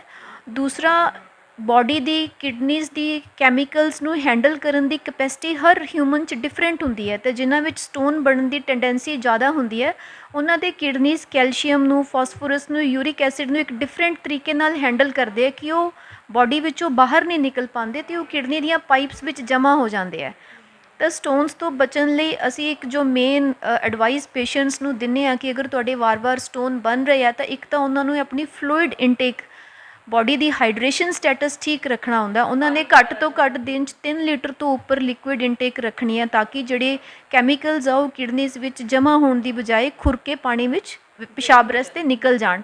ਦੂਸਰਾ, ਉਹਨਾਂ ਨੂੰ ਅਸੀਂ ਸਾਲਟ ਘੱਟ ਲੈਣ ਲਈ ਕਹਿੰਦੇ ਹਾਂ। ਜਦੋਂ ਮਰੀਜ਼ ਜ਼ਿਆਦਾ ਸਾਲਟ ਲੈਣਗੇ ਤਾਂ ਕਿਡਨੀਜ਼ ਉਹ ਬੋਡੀ ਨੂੰ ਸਾਲਟ ਨੂੰ ਕੱਢਣ ਦੀ ਕੋਸ਼ਿਸ਼ ਕਰਨਗੇ ਤਾਂ ਸਾਲਟ ਦੂਸਰੇ ਕੈਮੀਕਲਸ ਨਾਲ ਮਿਲ ਕੇ ਸਟੋਨ ਬਣਾ ਦਿੰਦਾ ਹੈ। ਤੀਸਰਾ ਜਿਹੜੀ ਪ੍ਰੀਕਾਸ਼ਨ ਹੈ ਉਹ ਪ੍ਰੋਟੀਨ ਡਾਈਟ ਵਿੱਚ ਪ੍ਰੋਟੀਨ ਘੱਟ ਲੈਣਾ। ਤਾਂ ਪਾਣੀ ਜ਼ਿਆਦਾ ਲੈ ਕੇ, ਸਾਲਟ ਘੱਟ ਲੈ ਕੇ ਅਤੇ ਪ੍ਰੋਟੀਨ ਘੱਟ ਲੈ ਕੇ ਆਪਾਂ ਕੁਝ ਹੱਦ ਤੱਕ ਸਟੋਨਸ ਦੀ ਬਿਮਾਰੀ ਨੂੰ ਕਾਬੂ 'ਚ ਰੱਖ ਸਕਦੇ ਹਾਂ। ਮੈਮ, ਜਿਸ ਤਰ੍ਹਾਂ ਤੁਸੀਂ ਗੱਲ ਕਰ ਰਹੇ ਸੀ ਕਿ ਜਿਹੜੇ ਹਾਈਪਰਟੈਂਸ਼ਨ ਵਾਲੇ ਹੁੰਦੇ ਹੈ, ਜਾਂ ਤੁਸੀਂ ਗੱਲ ਕਰ ਰਹੇ ਸੀ ਜਿਹੜੇ ਡਾਇਬਟੀਜ਼ ਵਾਲੇ ਹੁੰਦੇ ਹੈ, ਇਹ ਕੀ ਕਾਰਨ ਹੈ? ਉਹਨਾਂ ਨੂੰ ਕਿਉਂ ਕਿਡਨੀ ਫੇਲੀਅਰ ਹੁੰਦਾ ਜਾਂ ਉਹਨਾਂ ਨੂੰ ਕਿਡਨੀ ਪ੍ਰੋਬਲਮਸ ਆਉਂਦੀ, ਇਹਦੇ ਪਿੱਛੇ ਕੀ ਕਾਰਨ ਹੈ ਮੈਮ? ਡਾਇਬਟੀਜ਼ ਦੀ ਬਿਮਾਰੀ ਨਾ ਇੱਕ ਬਹੁਤ ਵੱਡਾ ਟੌਪਿਕ ਹੈ ਜਿਹਦੇ 'ਤੇ ਇਟਸੈਲਫ ਹੀ ਇੱਕ ਆਪਾਂ ਬਹੁਤ ਵੱਡਾ ਲੈਕਚਰ ਦੇ ਸਕਦੇ ਹਾਂ। ਡਾਇਬਟੀਜ਼ ਦੀ ਬਿਮਾਰੀ ਦਾ ਸਰੀਰ ਦੇ ਹਰ ਇੱਕ ਅੰਗ 'ਤੇ ਗਲਤ ਅਸਰ ਹੁੰਦਾ ਹੈ। ਛੋਟੀ ਤੋਂ ਲੈ ਕੇ ਵੱਡੇ ਤੋਂ ਵੱਡੇ ਔਰਗਨ 'ਤੇ ਇਫੈਕਟ ਕਰ ਸਕਦੀ ਹੈ। ਤਾਂ ਡਾਇਬਟੀਜ਼ ਵਿੱਚ ਕੀ ਹੁੰਦਾ ਹੈ, ਕਿਡਨੀਜ਼ ਨੂੰ ਸ਼ੂਗਰ ਦਾ ਲੋਡ ਹੈਂਡਲ ਕਰਨਾ ਪੈਂਦਾ ਹੈ। ਸ਼ੂਗਰ ਦਾ ਲੋਡ ਹੈਂਡਲ, ਜਿੰਨਾ ਜ਼ਿਆਦਾ ਸ਼ੂਗਰ ਹੋਏਗੀ ਉਹਨਾਂ ਜ਼ਿਆਦਾ ਸ਼ੂਗਰ ਲੋਡ ਹੈਂਡਲ ਕਰਨਾ ਪਏਗਾ ਤਾਂ ਕਿਡਨੀਜ਼ ਦੇ ਫਿਲਟਰਸ ਨੂੰ ਉਹਨਾਂ ਜ਼ਿਆਦਾ ਕੰਮ ਕਰਨਾ ਪੈਂਦਾ ਹੈ। ਉਹ ਵਰਕਲੋਡ ਕਿਡਨੀਜ਼ ਦਾ ਵਧਿਆ ਰਹਿੰਦਾ ਹੈ। ਔਰ ਜਦੋਂ over a period of time ਮੰਨ ਲਓ 8-10 ਸਾਲ ਤੋਂ ਪੇਸ਼ੈਂਟ ਨੂੰ ਸ਼ੂਗਰ ਹੈ, 8-10 ਸਾਲ ਤੋਂ ਕਿਡਨੀਜ਼ 'ਤੇ ਵਰਕਲੋਡ ਵਧਿਆ ਹੋਇਆ ਤਾਂ ਕਿਡਨੀਜ਼ ਦੇ ਜਿਹੜੇ ਫਿਲਟਰ ਹੈ ਉਹ ਸਖਤ ਹੋਣੇ ਸ਼ੁਰੂ ਹੋ ਜਾਂਦੇ ਹੈ। ਉਹਦੇ ਕਰਕੇ ਉਹਨਾਂ ਦਾ ਫੰਕਸ਼ਨ ਘਟਣਾ ਸ਼ੁਰੂ ਹੋ ਜਾਂਦਾ ਹੈ। ਦੂਸਰਾ, ਡਾਇਬਟੀਜ਼ ਦੀ ਬਿਮਾਰੀ ਵਿੱਚ ਮਰੀਜ਼ ਦੇ ਬੋਡੀ ਦੇ ਅੰਦਰ ਬੜੇ ਤਰ੍ਹਾਂ ਦੇ ਗਲਤ ਤਰ੍ਹਾਂ ਦੇ ਜ਼ਹਿਰ ਵੀ ਪ੍ਰੋਡਿਊਸ ਹੁੰਦੇ ਹੈ, ਆਕਸੀਡੈਂਟਸ ਕਹਿੰਦੇ ਹਾਂ ਅਸੀਂ, ਉਹ ਜਿਨ੍ਹਾਂ ਦਾ ਵੀ ਗੁਰਦੇ 'ਚ ਸੋਜਿਸ਼ ਪੈਦਾ ਕਰ ਦਿੰਦੇ ਆ। ਸੋਜਿਸ਼ ਪੈਦਾ ਹੋਣ ਕਾਰਨ ਫਿਲਟਰ ਹੈ ਜਿਹੜੇ ਉਹ ਘੱਟ ਕੰਮ ਕਰਨਾ ਸ਼ੁਰੂ ਕਰ ਦਿੰਦੇ ਹੈ। ਔਰ ਸ਼ੂਗਰ ਦੀ ਬਿਮਾਰੀ ਵਿੱਚ ਅਸੀਂ ਦੇਖਿਆ ਕਿ ਅਕਸਰ ਮਰੀਜ਼ ਨੂੰ ਨਾਲ ਇਕੱਲੀ ਸ਼ੂਗਰ ਨਹੀਂ ਹੁੰਦੀ, ਬਲੱਡ ਪ੍ਰੈਸ਼ਰ ਦੀ ਬਿਮਾਰੀ ਵੀ ਹੋ ਜਾਂਦੀ ਹੈ। ਤਾਂ ਬਲੱਡ ਪ੍ਰੈਸ਼ਰ ਦੇ ਵਿੱਚ ਵੀ ਜਿਹੜੀਆਂ ਕਿਡਨੀਜ਼ ਦੀਆਂ ਛੋਟੀਆਂ ਨਸਾਂ ਹੁੰਦੀਆਂ ਉਹ ਸਖਤ ਹੋਣੀਆਂ ਸ਼ੁਰੂ ਹੋ ਜਾਂਦੀਆਂ ਅਤੇ ਉਹਦੇ ਨਾਲ ਗੁਰਦਿਆਂ ਦਾ ਫੰਕਸ਼ਨ ਘੱਟ ਜਾਂਦਾ ਹੈ। ਤਾਂ ਸ਼ੂਗਰ ਅਤੇ ਬਲੱਡ ਪ੍ਰੈਸ਼ਰ ਦੀ ਬਿਮਾਰੀ ਵਿੱਚ ਜੋ ਗੁਰਦਿਆਂ 'ਤੇ ਅਸਰ ਹੁੰਦਾ ਉਹ ਕਈ ਤਰੀਕਿਆਂ ਨਾਲ ਹੋ ਸਕਦਾ, ਉਹਦਾ ਕੋਈ ਸਿੰਗਲ ਇੱਕ ਕਾਰਨ ਨਹੀਂ ਹੈ। ਕਰੋਨਿਕਲੀ ਗੁਰਦਿਆਂ ਦਾ ਲੋਡ ਵਧੇ ਰਹਿਣਾ, ਬਲੱਡ ਪ੍ਰੈਸ਼ਰ ਕਰਕੇ ਗੁਰਦੇ ਦੀਆਂ ਨਸਾਂ ਸਖਤ ਹੋ ਜਾਣਾ, ਅਤੇ ਸ਼ੂਗਰ ਅਤੇ ਬੀਪੀ ਵਿੱਚ ਜਿਹੜੇ ਕਈ ਤਰ੍ਹਾਂ ਦੇ ਹੋਰ ਹਾਰਮਫੁਲ ਕੈਮੀਕਲਸ ਬੋਡੀ 'ਚ ਪ੍ਰੋਡਿਊਸ ਹੁੰਦੇ ਆ ਉਹ ਵੀ ਗੁਰਦਿਆਂ 'ਤੇ ਗਲਤ ਅਸਰ ਕਰਦੇ ਆ। ਤਾਂ ਇਹਨਾਂ ਕਾਰਨਾਂ ਕਰਕੇ ਸ਼ੂਗਰ ਦੀ ਜਿਹੜੀ ਪੁਰਾਣੀ ਬਿਮਾਰੀ ਹੈ, ਖਾਸ ਤੌਰ 'ਤੇ ਜਿਨ੍ਹਾਂ ਨੂੰ 10 ਸਾਲ ਤੋਂ ਵੱਧ ਦੀ ਸ਼ੂਗਰ ਦੀ ਬਿਮਾਰੀ ਹੈ ਜਾਂ 15-20 ਸਾਲ ਤੋਂ ਸ਼ੂਗਰ ਦੀ ਬਲੱਡ ਪ੍ਰੈਸ਼ਰ ਦੀ ਬਿਮਾਰੀ ਹੈ, ਇਹਨਾਂ ਬਿਮਾਰੀਆਂ ਵਿੱਚ ਗੁਰਦੇ ਫੇਲ ਹੋਣ ਦਾ ਰਿਸਕ ਹੁੰਦਾ ਹੈ। ਇੱਕ ਮੈਮ, ਓਬੇਸਿਟੀ ਦੇ ਨਾਲ ਵੀ ਜੋੜਿਆ ਜਾਂਦਾ ਹੈ ਕਿਡਨੀ ਦੀ ਬਿਮਾਰੀ ਨੂੰ, ਜੋ ਮੋਟਾਪਾ ਹੁੰਦਾ ਹੈ, ਤਾਂ ਉਹਦੇ ਬਾਰੇ ਵੀ ਮੈਮ ਤੁਸੀਂ ਜ਼ਰੂਰ ਮੋਟਾਪੇ ਵਿੱਚ ਵੀ ਮੇਨ ਕਾਰਨ ਹੈ ਕਿ ਕਿਡਨੀ ਦਾ ਵਰਕਲੋਡ ਬਹੁਤ ਵੱਧ ਜਾਂਦਾ ਹੈ। ਕਿਡਨੀ 'ਚ ਜ਼ਿਆਦਾ ਬਲੱਡ ਜਾਂਦਾ ਹੈ, ਜ਼ਿਆਦਾ ਬਲੱਡ ਫਿਲਟਰ ਕਰਨਾ ਪੈਂਦਾ ਹੈ। ਔਰ ਜਿਹੜਾ ਵਰਕਲੋਡ ਤੁਹਾਡਾ ਬਹੁਤ ਸਾਲਾਂ ਤੋਂ ਅਗਰ ਕਿਡਨੀ ਨੂੰ ਵਰਕ ਜ਼ਿਆਦਾ ਕਰਨਾ ਪੈ ਰਿਹਾ ਤਾਂ ਕਿਡਨੀ ਜਲਦੀ ਬੁੱਢਾ ਹੋ ਜਾਂਦਾ ਹੈ ਅਤੇ ਜਲਦੀ ਉਹਦਾ ਫੰਕਸ਼ਨ ਘੱਟ ਜਾਂਦਾ ਹੈ। ਇਸੇ ਤਰ੍ਹਾਂ ਸਮੋਕਿੰਗ ਦਾ ਵੀ ਕਿਡਨੀਜ਼ ਦੀ ਹੈਲਥ 'ਤੇ ਬਹੁਤ ਨੈਗੇਟਿਵ ਇੰਪੈਕਟ ਆਉਂਦਾ ਹੈ। ਜਿਹੜੇ ਕਰੋਨਿਕ ਸਮੋਕਰਸ ਹੁੰਦੇ ਹੈ ਉਹਨਾਂ ਵਿੱਚ ਇੱਕ ਤਾਂ ਬੀਪੀ ਵਧਣ ਦਾ ਰਿਸਕ ਜ਼ਿਆਦਾ ਹੁੰਦਾ ਔਰ ਬੀਪੀ ਨਾਲ ਕਿਡਨੀਜ਼ 'ਤੇ ਇਫੈਕਟ ਹੋ ਸਕਦਾ ਹੈ। ਦੂਸਰਾ, ਸਮੋਕਿੰਗ ਕਰਕੇ ਉਹਨਾਂ ਦੀ ਬੋਡੀ ਵਿੱਚ ਜਿਹੜੇ ਹੋਰ ਹਾਰਮਫੁਲ ਕੈਮੀਕਲਸ ਪੈਦਾ ਹੁੰਦੇ ਆ ਉਹਨਾਂ ਦਾ ਵੀ ਕਿਡਨੀਜ਼ 'ਤੇ ਇਫੈਕਟ ਹੁੰਦਾ ਹੈ। ਤਾਂ ਗੁਰਦੇ 'ਤੇ ਨੁਕਸਾਨ ਕਰਨ ਵਾਲੀਆਂ ਸਭ ਤੋਂ ਜਿਹੜੀਆਂ ਕਾਮਨ ਬਿਮਾਰੀਆਂ, ਇੱਕ ਤਾਂ ਸਮੋਕਿੰਗ ਦੀ ਹੈਬਿਟ, ਇੱਕ ਓਵਰਵੇਟ ਹੋਣਾ, ਸ਼ੂਗਰ ਦੀ ਬਿਮਾਰੀ ਹੋਣਾ ਔਰ ਬਲੱਡ ਪ੍ਰੈਸ਼ਰ ਦੀ ਬਿਮਾਰੀ ਹੋਣਾ, ਇਹਨਾਂ ਲੋਕਾਂ ਨੂੰ ਆਪਣੇ ਗੁਰਦਿਆਂ ਦਾ ਬਹੁਤ ਖਾਸ ਖਿਆਲ ਰੱਖਣ ਦੀ ਜ਼ਰੂਰਤ ਹੈ। ਅਤੇ ਜੇ ਮੈਮ ਕਿਡਨੀ ਦੇ ਕੈਂਸਰ ਦੀ ਗੱਲ ਕਰੀਏ ਤਾਂ ਜਿਹੜਾ ਕੈਂਸਰ ਹੈ ਕਿਡਨੀ ਦਾ, ਉਹ ਕਿਸ ਸਟੇਜ 'ਤੇ ਬਣ ਜਾਂਦਾ ਮੈਮ? ਕਿਡਨੀ ਦਾ ਕੈਂਸਰ ਐਸ ਸੱਚ ਕੋਈ ਬਹੁਤ ਕਾਮਨ ਕੈਂਸਰ ਵਿੱਚ ਨਹੀਂ ਮੰਨਿਆ ਜਾਂਦਾ। ਕਿਡਨੀ ਦਾ ਕੈਂਸਰ, ਕਿਡਨੀਜ਼ ਵਿੱਚ ਕਈ ਤਰ੍ਹਾਂ ਦੇ ਕੈਂਸਰ ਹੋ ਸਕਦੇ ਆ। ਕੁਛ ਤਾਂ ਕੈਂਸਰ ਛੋਟੀ ਉਮਰ ਵਿੱਚ ਬੱਚਿਆਂ ਵਿੱਚ ਵੀ ਹੋ ਜਾਂਦਾ ਹੈ, ਜਿਹਨੂੰ ਅਸੀਂ ਇੱਕ ਵਾਰ ਵਿਲਮਸ ਟਿਊਮਰ ਨਾਮ ਦੀ ਬਿਮਾਰੀ ਹੈ ਜਿਹੜੀ ਕਿ ਸਿਰਫ ਬੱਚਿਆਂ ਵਿੱਚ ਹੁੰਦੀ ਹੈ, ਅਤੇ ਜਿਹੜੀ ਇਲਾਜਯੋਗ ਹੈ। ਅਗਰ ਆਪਾਂ ਨੂੰ ਟਾਈਮ ਨਾਲ ਪਤਾ ਲੱਗ ਜੇ, ਆਪਾਂ ਸਰਜਰੀ ਕਰਕੇ ਉਹਨੂੰ ਰਿਮੂਵ ਕਰ ਦਿੰਦੇ ਹਾਂ ਔਰ ਉਸ ਤੋਂ ਬਾਅਦ ਕਿਡਨੀਜ਼ 'ਤੇ ਇਹਦਾ ਕੋਈ ਜਾਂ ਬਾਡੀ 'ਤੇ ਕੋਈ ਗਲਤ ਇਫੈਕਟ ਨਹੀਂ ਆਉਂਦਾ। ਕੁਛ 50 ਸਾਲ ਤੋਂ ਬਾਅਦ ਕਿਡਨੀਜ਼ ਦੇ ਕੈਂਸਰ ਬਣਦੇ ਆ, ਕਈ ਤਰ੍ਹਾਂ ਦੇ ਕੈਂਸਰ ਬਣਦੇ ਆ। ਤਾਂ ਸਭ ਤੋਂ ਬਿਹਤਰ ਇਲਾਜ ਹੈ ਕਿ ਆਪਾਂ ਇਹਨੂੰ ਜਲਦੀ ਤੋਂ ਜਲਦੀ ਅਰਲੀ ਸਟੇਜ 'ਤੇ ਡਾਇਗਨੋਸ ਕਰੀਏ, ਔਰ ਸਰਜਰੀ ਇਹਦਾ ਬੈਸਟ ਸੋਲਿਊਸ਼ਨ ਹੈ। ਕੋਈ ਐਡਵਾਂਸਡ ਸਟੇਜ ਵਿੱਚ ਕੈਂਸਰ ਚਲਾ ਜਾਏ ਤਾਂ ਆਪਾਂ ਨੂੰ ਨਾਲ ਕੁਛ ਤਰ੍ਹਾਂ ਦੀ ਹਾਰਮੋਨਲ ਥੈਰੇਪੀ ਆਉਂਦੀ ਹੈ ਅੱਜ ਕੱਲ੍ਹ, ਜਾਂ ਕੀਮੋਥੈਰੇਪੀ, ਰੇਡੀਏਸ਼ਨ ਥੈਰੇਪੀ, ਉਹ ਆਪਾਂ ਨੂੰ ਸਟੇਜ ਦੇ ਅਕੋਰਡਿੰਗ ਟਰੀਟ ਕਰਨਾ ਪੈਂਦਾ ਹੈ ਇਹਨੂੰ। ਹਾਂਜੀ ਮੈਮ, ਕਈ ਵਾਰ ਦੇਖਿਆ ਜਾਂਦਾ ਹੈ ਕਿ ਪੇਸ਼ੈਂਟ ਜੋ ਹਨ ਉਹ ਡਾਕਟਰ ਕੋਲੇ, ਨੈਫਰੋਲੋਜਿਸਟ ਕੋਲੇ ਜਾਂਦੇ ਆ ਤਾਂ ਉਹਨਾਂ ਨੂੰ ਕੋਈ ਪ੍ਰੋਬਲਮ ਨਹੀਂ ਹੁੰਦੀ, ਔਰ ਜਦੋਂ ਜਾਂਦੇ ਆ ਤਾਂ ਉਹਨਾਂ ਨੂੰ ਪਤਾ ਲੱਗਦਾ ਵੀ ਸਾਡੇ ਗੁਰਦੇ ਫੇਲ ਹੋ ਗਏ, ਸਾਡੀ ਕਿਡਨੀਜ਼ ਫੇਲ ਹੋ ਗਈਆਂ।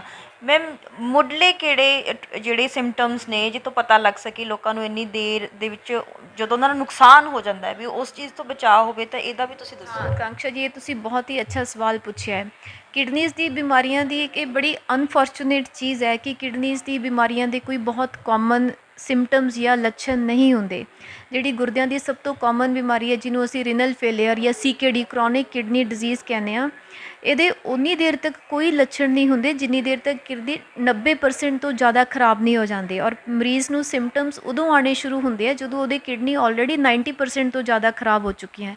ਤਾਂ ਇਹ ਕੀ ਹੁੰਦਾ ਹੈ ਕਿ ਗੁਰਦੇ ਸਾਇਲੈਂਟਲੀ ਬੋਡੀ ਦੇ ਅੰਦਰ ਖਰਾਬ ਹੁੰਦੇ ਰਹਿੰਦੇ ਆ, ਕਿਡਨੀਜ਼ ਦਾ ਫੰਕਸ਼ਨ ਈਅਰ ਓਵਰ ਈਅਰ ਘਟਦਾ ਰਹਿੰਦਾ ਹੈ, ਲੇਕਿਨ ਬੋਡੀ ਆਪਣੀ ਕੰਪਨਸੇਟ ਕਰ ਜਾਂਦੀ ਹੈ ਅਤੇ ਆਪਣੇ ਸਰੀਰ 'ਤੇ ਉਹਦੇ ਕੋਈ ਵੀ ਸਿੰਪਟਮਸ ਨਹੀਂ ਆਉਣ ਦਿੰਦੀ। ਔਰ ਜਦੋਂ ਸਿੰਪਟਮਸ ਆਉਂਦੇ ਆ, ਪੇਸ਼ੈਂਟ ਕਹਿੰਦੇ ਆ ਜੀ ਅਸੀਂ ਤਾਂ ਪਹਿਲਾਂ ਬਿਲਕੁਲ ਠੀਕ ਸੀ, ਅਚਾਨਕ ਇੰਨੇ ਜ਼ਿਆਦਾ ਗੁਰਦੇ ਕਿਵੇਂ ਖਰਾਬ ਹੋ ਗਏ, ਅਤੇ ਉਹਨਾਂ ਦੀ ਗੱਲ ਵੀ ਬਿਲਕੁਲ ਸਹੀ ਹੁੰਦੀ ਹੈ, ਕਿਉਂਕਿ ਜਦੋਂ ਤੱਕ ਗੁਰਦਾ 50, 60, 70, 80% ਤੱਕ ਕੰਮ ਕਰਦਾ ਰਹਿੰਦਾ ਹੈ, ਮਰੀਜ਼ ਨੂੰ ਕੋਈ ਸਿੰਪਟਮਸ ਨਹੀਂ ਆਉਂਦੇ, ਪੇਸ਼ੈਂਟ ਕੋਈ ਟੈਸਟ ਨਹੀਂ ਕਰਾਉਂਦੇ ਅਤੇ ਬਿਮਾਰੀ ਡਾਇਗਨੋਜ਼ ਨਹੀਂ ਹੁੰਦੀ। ਤਾਂ 90% ਜਦੋਂ ਕਿਡਨੀਜ਼ ਖਰਾਬ ਹੋ ਚੁੱਕੇ ਹੁੰਦੇ ਆ, ਉਸ ਸਟੇਜ 'ਤੇ ਆਪਣੇ ਕੋਲ ਕਿਡਨੀਜ਼ ਨੂੰ ਠੀਕ ਕਰਨ ਦਾ ਕਿਸੇ ਵੀ ਤਰ੍ਹਾਂ ਦਾ ਕੋਈ ਤਰੀਕਾ ਨਹੀਂ, ਕੋਈ ਐਲੋਪੈਥਿਕ, ਆਯੁਰਵੈਦਿਕ, ਕਿਸੇ ਤਰ੍ਹਾਂ ਦੀ ਵੀ ਮੈਡੀਸਿਨ ਨਾਲ ਆਪਾਂ ਗੁਰਦੇ ਦੇ ਫੰਕਸ਼ਨ ਨੂੰ ਰਿਕਵਰ ਨਹੀਂ ਕਰ ਸਕਦੇ। ਤਾਂ ਉਸ ਸਟੇਜ 'ਤੇ ਅਸੀਂ ਮਰੀਜ਼ ਨੂੰ ਡਾਇਲਿਸਿਸ ਐਡਵਾਈਸ ਕਰਦੇ ਹਾਂ। ਜਦੋਂ 90% ਤੋਂ ਕਿਡਨੀਜ਼ ਖਰਾਬ ਹੋ ਜਾਂਦੇ ਆ ਤਾਂ ਉਦੋਂ ਪੇਸ਼ੈਂਟ ਨੂੰ ਕੀ ਸਿੰਪਟਮਸ ਆਉਂਦੇ ਆ, ਇੱਕ ਤਾਂ ਭੁੱਖ ਲੱਗਣੀ ਬੰਦ ਹੋ ਜਾਂਦੀ ਹੈ, ਉਹਨਾਂ ਦੀ ਹੌਲੀ ਹੌਲੀ ਕਰਕੇ ਭੁੱਖ ਘਟਦੀ ਜਾਏਗੀ। ਖਾਣੇ ਨੂੰ ਦੇਖ ਕੇ ਪੇਸ਼ੈਂਟ ਨੂੰ ਉਲਟੀ, ਵੱਤ ਵਰਗੇ ਸਿੰਪਟਮਸ ਆਉਂਦੇ ਆ, ਖਾਣਾ ਨਹੀਂ ਖਾਇਆ ਜਾਂਦਾ ਜਿਸ ਕਰਕੇ ਸਰੀਰ ਵਿੱਚ ਕਮਜ਼ੋਰੀ ਆਉਣੀ ਸ਼ੁਰੂ ਹੁੰਦੀ ਹੈ, ਵੇਟ ਲਾਸ ਹੋਣਾ ਸ਼ੁਰੂ ਹੋ ਜਾਂਦਾ ਹੈ। ਫਿਰ ਖੂਨ, ਕਿਡਨੀਜ਼ ਨੇ ਖੂਨ ਪੈਦਾ ਕਰਨ ਵਾਲਾ ਹਾਰਮੋਨ ਬਣਾਉਣਾ ਹੁੰਦਾ, ਉਹ ਹਾਰਮੋਨ ਨਾ ਬਣਨ ਕਰਕੇ ਖੂਨ ਦੀ ਕਮੀ ਆਉਣੀ ਸ਼ੁਰੂ ਹੋ ਜਾਂਦੀ ਹੈ। ਖੂਨ ਦੀ ਕਮੀ ਕਰਕੇ ਸਾਹ ਚੜ੍ਹਨਾ, ਥਕਾਵਟ ਹੋਣਾ, ਫਿਰ ਮਰੀਜ਼ ਦਾ ਬਲੱਡ ਪ੍ਰੈਸ਼ਰ ਵਧਣਾ ਸ਼ੁਰੂ ਹੋ ਜਾਂਦਾ ਹੈ ਗੁਰਦਿਆਂ ਦੀ ਬਿਮਾਰੀ ਕਰਕੇ, BP ਵਧੇਗਾ, ਜਾਂ ਫਿਰ ਕਈ ਵਾਰ ਪੇਸ਼ੈਂਟਸ ਨੂੰ ਪੈਰਾਂ 'ਤੇ ਜਾਂ ਅੱਖਾਂ ਦੇ ਦੁਆਲੇ ਸਵੈਲਿੰਗ ਆਉਣੀ ਸ਼ੁਰੂ ਹੋ ਜਾਂਦੀ ਹੈ। ਠੀਕ ਹੈ, ਇਹ ਸਾਰੇ ਸਿੰਪਟਮਸ ਗੁਰਦੇ ਫੇਲ ਹੋਣ ਦੇ ਹੈ। ਔਰ ਕੁਝ ਪੇਸ਼ੈਂਟਸ ਜਿਨ੍ਹਾਂ ਵਿੱਚ ਗੁਰਦਿਆਂ ਦੀ ਇਨਫੈਕਸ਼ਨ ਹੋਵੇ ਜਾਂ ਸਟੋਨਸ ਵਾਲੀ ਬਿਮਾਰੀ ਹੋਵੇ, ਉਹਨਾਂ ਦੇ ਮੇਨ ਲੱਛਣ ਕੀ ਹੁੰਦੇ ਆ ਕਿ ਉਹਨਾਂ ਨੂੰ ਵੱਖੀ ਵਿੱਚ ਇੱਥੇ ਬਹੁਤ ਤੇਜ਼ ਦਰਦ ਹੋਏਗੀ। ਜੇ ਇਨਫੈਕਸ਼ਨ ਹੋਏਗੀ ਤਾਂ ਦਰਦ ਦੇ ਨਾਲ ਪੇਸ਼ੈਂਟ ਨੂੰ ਬੁਖਾਰ ਹੋਏਗਾ, ਜਾਂ ਕਈ ਵਾਰ ਪਿਸ਼ਾਬ ਦੇ ਵਿੱਚ ਜਲਨ, ਪਿਸ਼ਾਬ ਦਾ ਵਾਰ-ਵਾਰ ਆਉਣਾ, ਜਾਂ ਕਈ ਵਾਰ ਪਿਸ਼ਾਬ ਦੇ ਵਿੱਚ ਖੂਨ ਆਉਂਦਾ ਹੈ। ਅਗਰ ਇਹ ਲੱਛਣ ਹੈ ਤਾਂ ਮਤਲਬ ਕਿਡਨੀ ਦੀ ਕੋਈ ਇਨਫੈਕਸ਼ਨ ਹੈ, ਔਰ ਇਹ ਸ਼ੂਗਰ ਵਾਲੇ ਮਰੀਜ਼ਾਂ ਵਿੱਚ ਬਹੁਤ ਕਾਮਨ ਹੁੰਦੀ ਹੈ। ਸਟੋਨਸ ਵਿੱਚ ਆਮ ਤੌਰ 'ਤੇ ਪੇਸ਼ੈਂਟ ਨੂੰ ਤਿੱਖੀ ਦਰਦ ਹੁੰਦੀ ਹੈ ਵੱਖੀ ਵਿੱਚ, ਔਰ ਕਈ ਵਾਰ ਅਚਾਨਕ ਅਗਰ ਸਟੋਨ ਪਾਈਪ ਦੇ ਵਿੱਚ ਫਸ ਜਾਏ ਤਾਂ ਪੇਸ਼ੈਂਟ ਨੂੰ ਅਚਾਨਕ ਪਿਸ਼ਾਬ ਆਉਣਾ ਬੰਦ ਹੋ ਜਾਂਦਾ ਹੈ। ਇਹ ਸਟੋਨਸ ਦੇ ਅਤੇ ਇਨਫੈਕਸ਼ਨ ਦੇ ਲੱਛਣ ਹੈ। ਇੱਕ ਮੈਮ ਹੋਰ ਵੀ ਕਿਹਾ ਜਾਂਦਾ ਹੈ, ਕਹਿੰਦੇ ਕਿਡਨੀ ਦੀ ਜਦੋਂ ਤੁਹਾਨੂੰ ਕਦੇ ਸਮੱਸਿਆ ਆਵੇ ਤਾਂ ਉਹਦਾ ਦਵਾਈਆਂ ਦੇ ਨਾਲ ਇਲਾਜ ਨਹੀਂ ਹੈਗਾ, ਇਹ ਗੱਲ ਕਿੰਨੀ ਕੁ ਮੈਮ ਇਹਦੇ 'ਚ ਕਿੰਨੀ ਕੁ ਸੱਚਾਈ ਹੈ। ਹਾਂਜੀ, ਇਹ ਹੈ ਕਿ ਕਿਡਨੀਜ਼ ਦੀਆਂ ਬਿਮਾਰੀਆਂ ਦੀ ਇਹ ਇੱਕ ਹੋਰ ਅਨਫੋਰਚੂਨੇਟ ਚੀਜ਼ ਹੈ ਵੀ ਜਦੋਂ ਗੁਰਦੇ ਫੇਲ ਹੋਣੇ ਸ਼ੁਰੂ ਹੋ ਜਾਂਦੇ, ਸਪੈਸ਼ਲੀ ਜਿਹੜੀ ਕਰੋਨਿਕ ਬਿਮਾਰੀ ਹੁੰਦੀ ਹੈ। ਕਰੋਨਿਕ ਅਸੀਂ ਉਦੋਂ ਕਹਿੰਦੇ ਹਾਂ ਵੀ ਜਦੋਂ ਪੇਸ਼ੈਂਟ ਨੂੰ ਗੁਰਦੇ ਦੀ ਬਿਮਾਰੀ 3 ਮਹੀਨੇ ਤੋਂ ਉੱਪਰ ਹੋ ਜਾਏ। 3 ਮਹੀਨੇ ਤੋਂ ਪੁਰਾਣੀ ਬਿਮਾਰੀ ਨੂੰ ਅਸੀਂ ਕਰੋਨਿਕ ਲੇਬਲ ਕਰਦੇ ਹਾਂ। ਤਾਂ ਇਸ ਤਰ੍ਹਾਂ ਦੀ ਬਿਮਾਰੀ ਨੂੰ ਅਸੀਂ ਕਿਸੇ ਵੀ ਤਰੀਕੇ ਦੀ ਦਵਾਈ ਨਾਲ ਵਾਪਸ ਰਿਕਵਰ ਨਹੀਂ ਕਰ ਸਕਦੇ, ਕਿਡਨੀ ਦੇ ਫੰਕਸ਼ਨ ਨੂੰ ਵਾਪਸ ਨਾਰਮਲ ਨਹੀਂ ਲੈ ਕੇ ਆ ਸਕਦੇ। ਜਦੋਂ ਇੱਕ ਵਾਰ ਬਿਮਾਰੀ ਕਰੋਨਿਕ ਹੋ ਗਈ ਤਾਂ ਉਹ ਹੌਲੀ ਹੌਲੀ ਕਰਕੇ ਅੱਗੇ ਵੱਧਦੀ ਜਾਂਦੀ ਹੈ। ਗੁਰਦੇ ਦਾ ਫੰਕਸ਼ਨ 80% ਤੋਂ 70, ਫਿਰ ਕੁਝ ਸਾਲਾਂ ਬਾਅਦ 60, ਐਵੇਂ ਕਰਕੇ ਉਹ ਬਿਮਾਰੀ ਪ੍ਰੋਗਰੈਸ ਕਰਦੀ ਜਾਂਦੀ ਹੈ। ਤਾਂ ਆਪਣੇ ਕੋਲ ਨਾ ਤਾਂ ਉਹਨੂੰ ਵਾਪਸ ਨਾਰਮਲ ਕਰਨ ਦੀ ਕੋਈ ਦਵਾਈ ਹੈ ਅਤੇ ਨਾ ਹੀ ਉਹਦੀ ਪ੍ਰੋਗਰੈਸ਼ਨ ਰੋਕਣ ਦੀ ਕੋਈ ਦਵਾਈ ਹੈ। ਸਿਰਫ ਆਪਾਂ ਉਹਦੀ ਪ੍ਰੋਗਰੈਸ਼ਨ ਨੂੰ ਸਲੋ ਕਰ ਸਕਦੇ ਹਾਂ। ਜੇ ਕ੍ਰੀਐਟਿਨਿਨ ਮਰੀਜ਼ ਦਾ ਅੱਜ 2 ਹੈ ਤਾਂ ਉਹ 4-6 ਮਹੀਨਿਆਂ ਦੀ ਬਜਾਏ 4 ਸਾਲਾਂ ਵਿੱਚ ਵਧੇ, ਤਾਂ ਸਿਰਫ ਉਹ ਬਿਮਾਰੀ ਦੀ ਰਫਤਾਰ ਨੂੰ ਘਟਾ ਸਕਦੇ ਹਾਂ, ਉਹਨੂੰ ਨਾਰਮਲ ਨਹੀਂ ਕਰ ਸਕਦੇ, ਕ੍ਰੀਏਟਿਨਿਨ ਨੂੰ ਵਾਪਸ ਨਾਰਮਲ ਨਹੀਂ ਲੈ ਕੇ ਆ ਸਕਦੇ। ਤਾਂ ਉਹਦੇ ਲਈ ਅਸੀਂ ਕੁਝ ਪ੍ਰੀਕਾਸ਼ਨਸ ਐਡਵਾਈਸ ਕਰਦੇ ਹਾਂ ਪੇਸ਼ੈਂਟਸ ਨੂੰ, ਜਿਵੇਂ ਸ਼ੂਗਰ ਵਾਲੇ ਪੇਸ਼ੈਂਟਸ ਨੂੰ ਸ਼ੂਗਰ ਕੰਟਰੋਲ ਕਰਕੇ ਰੱਖਣੀ ਜ਼ਰੂਰੀ, ਬੀਪੀ ਵਾਲਿਆਂ ਨੂੰ ਬੀਪੀ ਕੰਟਰੋਲ ਕਰਕੇ ਰੱਖਣਾ ਜ਼ਰੂਰੀ, ਔਰ ਗੁਰਦੇ ਜਿਨ੍ਹਾਂ ਦੇ ਖਰਾਬ ਹੈ ਉਹ ਕਿਸੇ ਵੀ ਤਰ੍ਹਾਂ ਦੀ ਓਵਰ ਦਾ ਕਾਊਂਟਰ ਮੈਡੀਸਿਨ ਉਹਨਾਂ ਨੂੰ ਅਸੀਂ ਲੈਣੀ ਮਨਾ ਕਰਦੇ ਹਾਂ। ਪੇਨ ਕਿਲਰਸ ਖਾਸ ਕਰਕੇ ਉਹ ਨਹੀਂ ਲੈ ਸਕਦੇ। ਕਿਡਨੀ ਦੇ ਸਪੈਸ਼ਲਿਸਟ ਦੀ ਸਲਾਹ ਤੋਂ ਬਿਨਾਂ ਉਹ ਕੋਈ ਵੀ ਐਕਸਟਰਾ ਮੈਡੀਸਿਨ ਉਹ ਆਪਣੀ ਨਹੀਂ ਲੈ ਸਕਦੇ। ਉਹਦੇ ਨਾਲ ਕੀ ਹੁੰਦਾ ਹੈ ਕਿ ਬਿਮਾਰੀ ਦੀ ਵਧਣ ਦੀ ਸਪੀਡ ਘਟ ਜਾਂਦੀ ਹੈ, ਬਟ ਬਿਮਾਰੀ ਨਾਰਮਲ ਨਹੀਂ ਹੋ ਸਕਦੀ, ਉਹ ਰਿਕਵਰ ਨਹੀਂ ਹੋ ਸਕਦੀ। ਮੈਮ ਡਾਇਲਸਿਸ ਦੀ ਆਪਾਂ ਗੱਲ ਕਰਦੇ ਹਾਂ ਤਾਂ ਤੁਸੀਂ ਦੱਸ ਦਿੱਤਾ ਕਿ ਜਦੋਂ 90% ਜਿਹੜੇ ਗੁਰਦੇ ਆ ਜਦੋਂ ਖਰਾਬ ਹੋ ਜਾਂਦੇ ਤਾਂ ਉਦੋਂ ਡਾਇਲਸਿਸ ਕਰਨ ਦੀ ਜ਼ਰੂਰਤ ਪੈਂਦੀ ਹੈ। ਤਾਂ ਜੇ ਆਪਾਂ ਸਕਸੈਸ ਰੇਟ ਦੀ ਗੱਲ ਕਰੀਏ ਡਾਇਲਸਿਸ ਦੀ, ਤਾਂ ਸਕਸੈਸ ਰੇਟ ਮੈਮ ਕਿੰਨਾ ਕੁ ਹੈ? ਹਾਂਜੀ, ਡਾਇਲਿਸਿਸ ਅਸੀਂ 90% ਤੋਂ ਜ਼ਿਆਦਾ ਜਦੋਂ ਗੁਰਦੇ ਖਰਾਬ ਹੋ ਜਾਂਦੇ ਆ ਉਦੋਂ ਐਡਵਾਈਸ ਕਰਦੇ ਹਾਂ। ਇਹਦਾ ਰੀਜ਼ਨ ਇਹ ਹੈ ਕਿ 50 60 70 80% ਤੱਕ ਜਦੋਂ ਕਿਡਨੀਜ਼ ਕੰਮ ਕਰਦੇ ਰਹਿੰਦੇ ਆ ਤਾਂ ਬਾਡੀ ਉਹਨੂੰ ਅਡਾਪਟ ਕਰ ਲੈਂਦੀ ਹੈ, ਅਤੇ ਬਾਡੀ 'ਤੇ ਉਹਦਾ ਕਿਸੇ ਵੀ ਤਰ੍ਹਾਂ ਦੇ ਕੋਈ ਸਿੰਪਟਮਸ ਨਹੀਂ ਆਉਂਦੇ। ਇਸ ਕਰਕੇ ਅਸੀਂ ਇਸ ਤੋਂ ਪਹਿਲਾਂ ਡਾਇਲਿਸਿਸ ਸਟਾਰਟ ਨਹੀਂ ਕਰਦੇ। ਜਦੋਂ 90% ਤੋਂ ਜ਼ਿਆਦਾ ਖਰਾਬ ਹੋ ਜਾਂਦੇ ਆ ਤਾਂ ਜ਼ਹਿਰ ਇੰਨੇ ਕੁ ਵੱਧ ਜਾਂਦੇ ਆ ਕਿ ਉਹਨਾਂ ਦਾ ਸਰੀਰ 'ਤੇ ਗਲਤ ਅਸਰ ਆਉਣਾ ਸ਼ੁਰੂ ਹੋ ਜਾਂਦਾ ਹੈ, ਅਤੇ ਉਹਨੂੰ ਕਾਊਂਟਰ ਕਰਨ ਲਈ ਫਿਰ ਆਪਾਂ ਜਿਹੜਾ ਗੁਰਦਿਆਂ ਦਾ ਕੰਮ ਹੈ, ਡਾਇਲਿਸਿਸ ਬੇਸਿਕਲੀ ਕੀ ਹੈ ਕਿ ਗੁਰਦੇ ਨੇ ਖੂਨ ਦੀ ਸਫਾਈ ਕਰਨੀ ਹੈ। ਗੁਰਦਾ ਫੇਲ ਹੋ ਗਿਆ, ਖੂਨ ਦੀ ਸਫਾਈ ਨਹੀਂ ਹੋ ਪਾ ਰਹੀ, ਅਤੇ ਆਪਣੇ ਸਰੀਰ ਵਿੱਚ ਕਈ ਤਰ੍ਹਾਂ ਦੇ ਜ਼ਹਿਰ ਦੀ ਮਾਤਰਾ ਵੱਧ ਰਹੀ ਹੈ ਜਿਹਦਾ ਆਪਣੀ ਬਾਡੀ 'ਤੇ ਨੁਕਸਾਨ ਹੋ ਰਿਹਾ ਹੈ। ਤਾਂ ਡਾਇਲਿਸਿਸ ਇੱਕ ਤਰ੍ਹਾਂ ਦਾ ਸਮਝ ਲਓ ਆਰਟੀਫਿਸ਼ੀਅਲ ਗੁਰਦਾ ਹੈ। ਡਾਇਲਿਸਿਸ ਵਿੱਚ ਇੱਕ ਫਿਲਟਰ ਹੁੰਦਾ ਹੈ, ਅਸੀਂ ਪੇਸ਼ੈਂਟ ਦਾ ਬਲੱਡ ਲੈਂਦੇ ਹਾਂ, ਉਹ ਬਲੱਡ ਫਿਲਟਰ ਵਿੱਚ ਪਾਸ ਹੁੰਦਾ, ਉਹ ਫਿਲਟਰ ਦੇ ਵਿੱਚ ਦੀ ਜਿੰਨੇ ਵੀ ਐਕਸਟਰਾ ਜ਼ਹਿਰ ਜਮ੍ਹਾਂ ਹੋਏ ਹੁੰਦੇ ਉਹ ਨਿਕਲ ਜਾਂਦੇ, ਔਰ ਸਾਫ਼ ਕੀਤਾ ਹੋਇਆ ਖੂਨ ਆਪਾਂ ਇੱਕ ਦੂਸਰੀ ਸੂਈ ਰਾਹੀਂ ਮਰੀਜ਼ ਦੇ ਅੰਦਰ ਪਾ ਦਿੰਦੇ ਹਾਂ। ਤਾਂ ਉਹ ਫਿਲਟਰ ਸਮਝ ਲਓ ਇੱਕ ਤਰ੍ਹਾਂ ਦਾ ਆਪਣਾ ਗੁਰਦਾ ਹੈ। ਜਿਹੜਾ ਕੰਮ ਗੁਰਦਿਆਂ ਨੇ ਬਾਡੀ ਦੇ ਅੰਦਰ ਕਰਨਾ ਸੀ ਉਹ ਗੁਰਦਿਆਂ ਨੇ ਕੰਮ ਛੱਡਤਾ, ਅਤੇ ਉਹਨਾਂ ਨੂੰ ਆਪਾਂ ਠੀਕ ਵੀ ਨਹੀਂ ਕਰ ਸਕਦੇ, ਤਾਂ ਉਹੀ ਕੰਮ ਆਪਾਂ ਬਾਹਰਲੇ ਫਿਲਟਰ ਨਾਲ ਕਰ ਰਹੇ ਹਾਂ। ਤਾਂ ਫਿਲਟਰ ਨਾਲ ਇੱਕ ਵਾਰ ਜਦੋਂ ਖੂਨ ਦੀ ਸਫਾਈ ਹੋ ਗਈ ਤਾਂ ਉਹ ਜ਼ਹਿਰ ਘੱਟ ਜਾਂਦੇ ਨੇ, ਪੇਸ਼ੈਂਟ ਠੀਕ ਹੋ ਜਾਂਦਾ ਹੈ। ਬਟ ਜ਼ਹਿਰ 24 ਘੰਟੇ ਲਗਾਤਾਰ ਬਾਡੀ ਦੇ ਅੰਦਰ ਪੈਦਾ ਹੋ ਰਿਹਾ ਹੈ, ਤਾਂ 2-3 ਦਿਨ ਬਾਅਦ ਜ਼ਹਿਰ ਉਨੇ ਹੀ ਫਿਰ ਵੱਧ ਜਾਂਦੇ ਆ, ਅਤੇ ਮਰੀਜ਼ ਨੂੰ ਫਿਰ ਆ ਕੇ ਡਾਇਲਿਸਿਸ ਕਰਵਾਉਣਾ ਪੈਂਦਾ ਹੈ। ਤਾਂ ਡਾਇਲਿਸਿਸ ਇੱਕ ਤਰ੍ਹਾਂ ਦੀ ਬਾਡੀ ਦੀ ਜ਼ਰੂਰਤ ਬਣ ਜਾਂਦੀ ਹੈ। ਇਹ ਪੇਸ਼ੈਂਟ ਇਹ ਸਮਝ ਸਕਦੇ ਆ ਵੀ ਡਾਇਲਿਸਿਸ ਉਹਨਾਂ ਦਾ ਇੱਕ ਤਰ੍ਹਾਂ ਦਾ ਆਰਟੀਫਿਸ਼ੀਅਲ ਗੁਰਦਾ ਹੈ ਜਿਹੜਾ ਕਿ ਹਸਪੀਟਲ ਪਿਆ ਹੋਇਆ, ਅਤੇ ਉਹਨਾਂ ਨੇ 2-3 ਦਿਨ ਬਾਅਦ ਹਸਪੀਟਲ ਜਾ ਕੇ ਆਪਣੇ ਖੂਨ ਦੀ ਸਫਾਈ ਕਰਾਉਣੀ ਹੈ ਤਾਂ ਕਿ ਉਹ ਤੰਦਰੁਸਤ ਰਹਿਣ। ਜਿੱਥੇ ਤੱਕ ਸਕਸੈਸ ਰੇਟ ਦੀ ਗੱਲ ਹੈ ਡਾਇਲਿਸਿਸ ਦੀ, ਡਾਇਲਿਸਿਸ ਦਾ ਮਕਸਦ ਆਪਣੇ ਦੋ ਮਕਸਦ ਹੈ ਡਾਇਲਿਸਿਸ ਕਰਨ ਦੇ। ਇੱਕ ਤਾਂ patient the quality of life improve ਕਰਨਾ। ਜਿਹੜਾ ਪੇਸ਼ੈਂਟ ਡਾਇਲਿਸਿਸ ਨਹੀਂ ਕਰਾਏਗਾ ਉਹਨੂੰ ਤਕਲੀਫ ਰਹੇਗੀ, ਜਿਵੇਂ ਭੁੱਖ ਨਹੀਂ ਲੱਗੇਗੀ, ਖਾਣਾ ਨਹੀਂ ਖਾਧਾ ਜਾਏਗਾ, ਸਰੀਰ 'ਚ ਕਮਜ਼ੋਰੀ ਆਏਗੀ, ਸਾਹ ਚੜ੍ਹੇਗਾ। ਤਾਂ ਡਾਇਲਿਸਿਸ ਕਰਨ ਵਾਲੇ ਸਾਰੇ ਸਿੰਪਟਮਸ ਠੀਕ ਹੋ ਜਾਂਦੇ ਆ, ਮਰੀਜ਼ ਕੁਝ ਹੱਦ ਤੱਕ ਆਪਣੇ ਆਪ ਨੂੰ ਤੰਦਰੁਸਤ ਮਹਿਸੂਸ ਕਰ ਦੋ, ਆਪਣੀ ਟੇਕ ਕੇਅਰ ਕਰ ਸਕਦਾ, ਆਪਣੇ ਰੂਟੀਨ ਕੰਮ ਸਾਰੇ ਕਰ ਸਕਦਾ ਹੈ। ਇੱਕ ਤਾਂ ਇਹ ਹੈਗਾ ਕਿ ਕੁਆਲਿਟੀ ਆਫ ਲਾਈਫ ਇੰਪਰੂਵ ਕਰਨਾ, ਦੂਸਰਾ ਪੇਸ਼ੈਂਟ ਦਾ ਲਾਈਫ ਸਪੈਨ ਵਧਾਉਣਾ। ਜਿਹੜੇ ਪੇਸ਼ੈਂਟਸ ਦੇ 90% ਤੋਂ ਜ਼ਿਆਦਾ ਗੁਰਦੇ ਖਰਾਬ ਹੈ, ਜਿਨ੍ਹਾਂ ਨੂੰ ਡਾਇਲਿਸਿਸ ਦੀ ਲੋੜ ਹੈ ਪਰ ਉਹ ਡਾਇਲਿਸਿਸ ਨਹੀਂ ਕਰਵਾ ਰਹੇ, ਤਾਂ ਉਹਨਾਂ ਦਾ ਲਾਈਫ ਸਪੈਨ ਵੱਧ ਤੋਂ ਵੱਧ ਕੁਝ ਮਹੀਨੇ, ਵੱਧ ਤੋਂ ਵੱਧ ਮੈਂ ਦੇਖਿਆ 6 ਮਹੀਨੇ ਕੱਢਦੇ ਆ ਪੇਸ਼ੈਂਟ ਜਿਹੜੇ ਡਾਇਲਿਸਿਸ ਨਹੀਂ ਕਰਾਉਂਦੇ। ਔਰ ਉਹ 6 ਮਹੀਨੇ ਵੀ ਉਹਨਾਂ ਦੀ ਜਿਹੜੀ ਕੁਆਲਿਟੀ ਆਫ ਲਾਈਫ ਬਹੁਤ ਖਰਾਬ ਹੁੰਦੀ ਹੈ। ਪੇਸ਼ੈਂਟ ਕੁਝ ਖਾ ਨਹੀਂ ਪਾਏਗਾ, ਉਹਨੂੰ ਵਾਰ-ਵਾਰ ਵੋਮਿਟਿੰਗ ਹੋਏਗੀ, ਸਰੀਰ ਬਹੁਤ ਕਮਜ਼ੋਰ ਹੁੰਦਾ ਹੈ, ਉਹਨੂੰ 2 ਜਣੇ ਫੜ ਕੇ ਵਾਸ਼ਰੂਮ ਤੱਕ ਲੈ ਕੇ ਜਾਂਦੇ ਆ। ਤਾਂ ਇੰਨੀ ਪੂਅਰ ਕੁਆਲਿਟੀ ਆਫ ਲਾਈਫ ਨਾਲ ਉਹ ਵੱਧ ਤੋਂ ਵੱਧ 6 ਮਹੀਨੇ ਕੱਢ ਸਕਦੇ ਆ। ਔਰ ਜਿਹੜੇ ਪੇਸ਼ੈਂਟ ਡਾਕਟਰ ਦੀ ਸਲਾਹ ਦੇ ਅਕੋਰਡਿੰਗ ਹਫਤੇ 'ਚ 2 ਜਾਂ 3 ਵਾਰ ਡਾਇਲਿਸਿਸ ਕਰਾਉਂਦੇ, ਇੱਕ ਤਾਂ ਉਹਨਾਂ ਦੀ ਕੁਆਲਿਟੀ ਆਫ ਲਾਈਫ ਬੈਟਰ ਹੁੰਦੀ ਹੈ, ਉਹ ਆਪਣੀ ਟੇਕ ਕੇਅਰ ਕਰ ਸਕਦੇ ਆ, ਸਰੀਰ ਉਹਨਾਂ ਦਾ ਕੁਝ ਹੱਦ ਤੱਕ ਤੰਦਰੁਸਤ ਰਹਿੰਦਾ ਹੈ।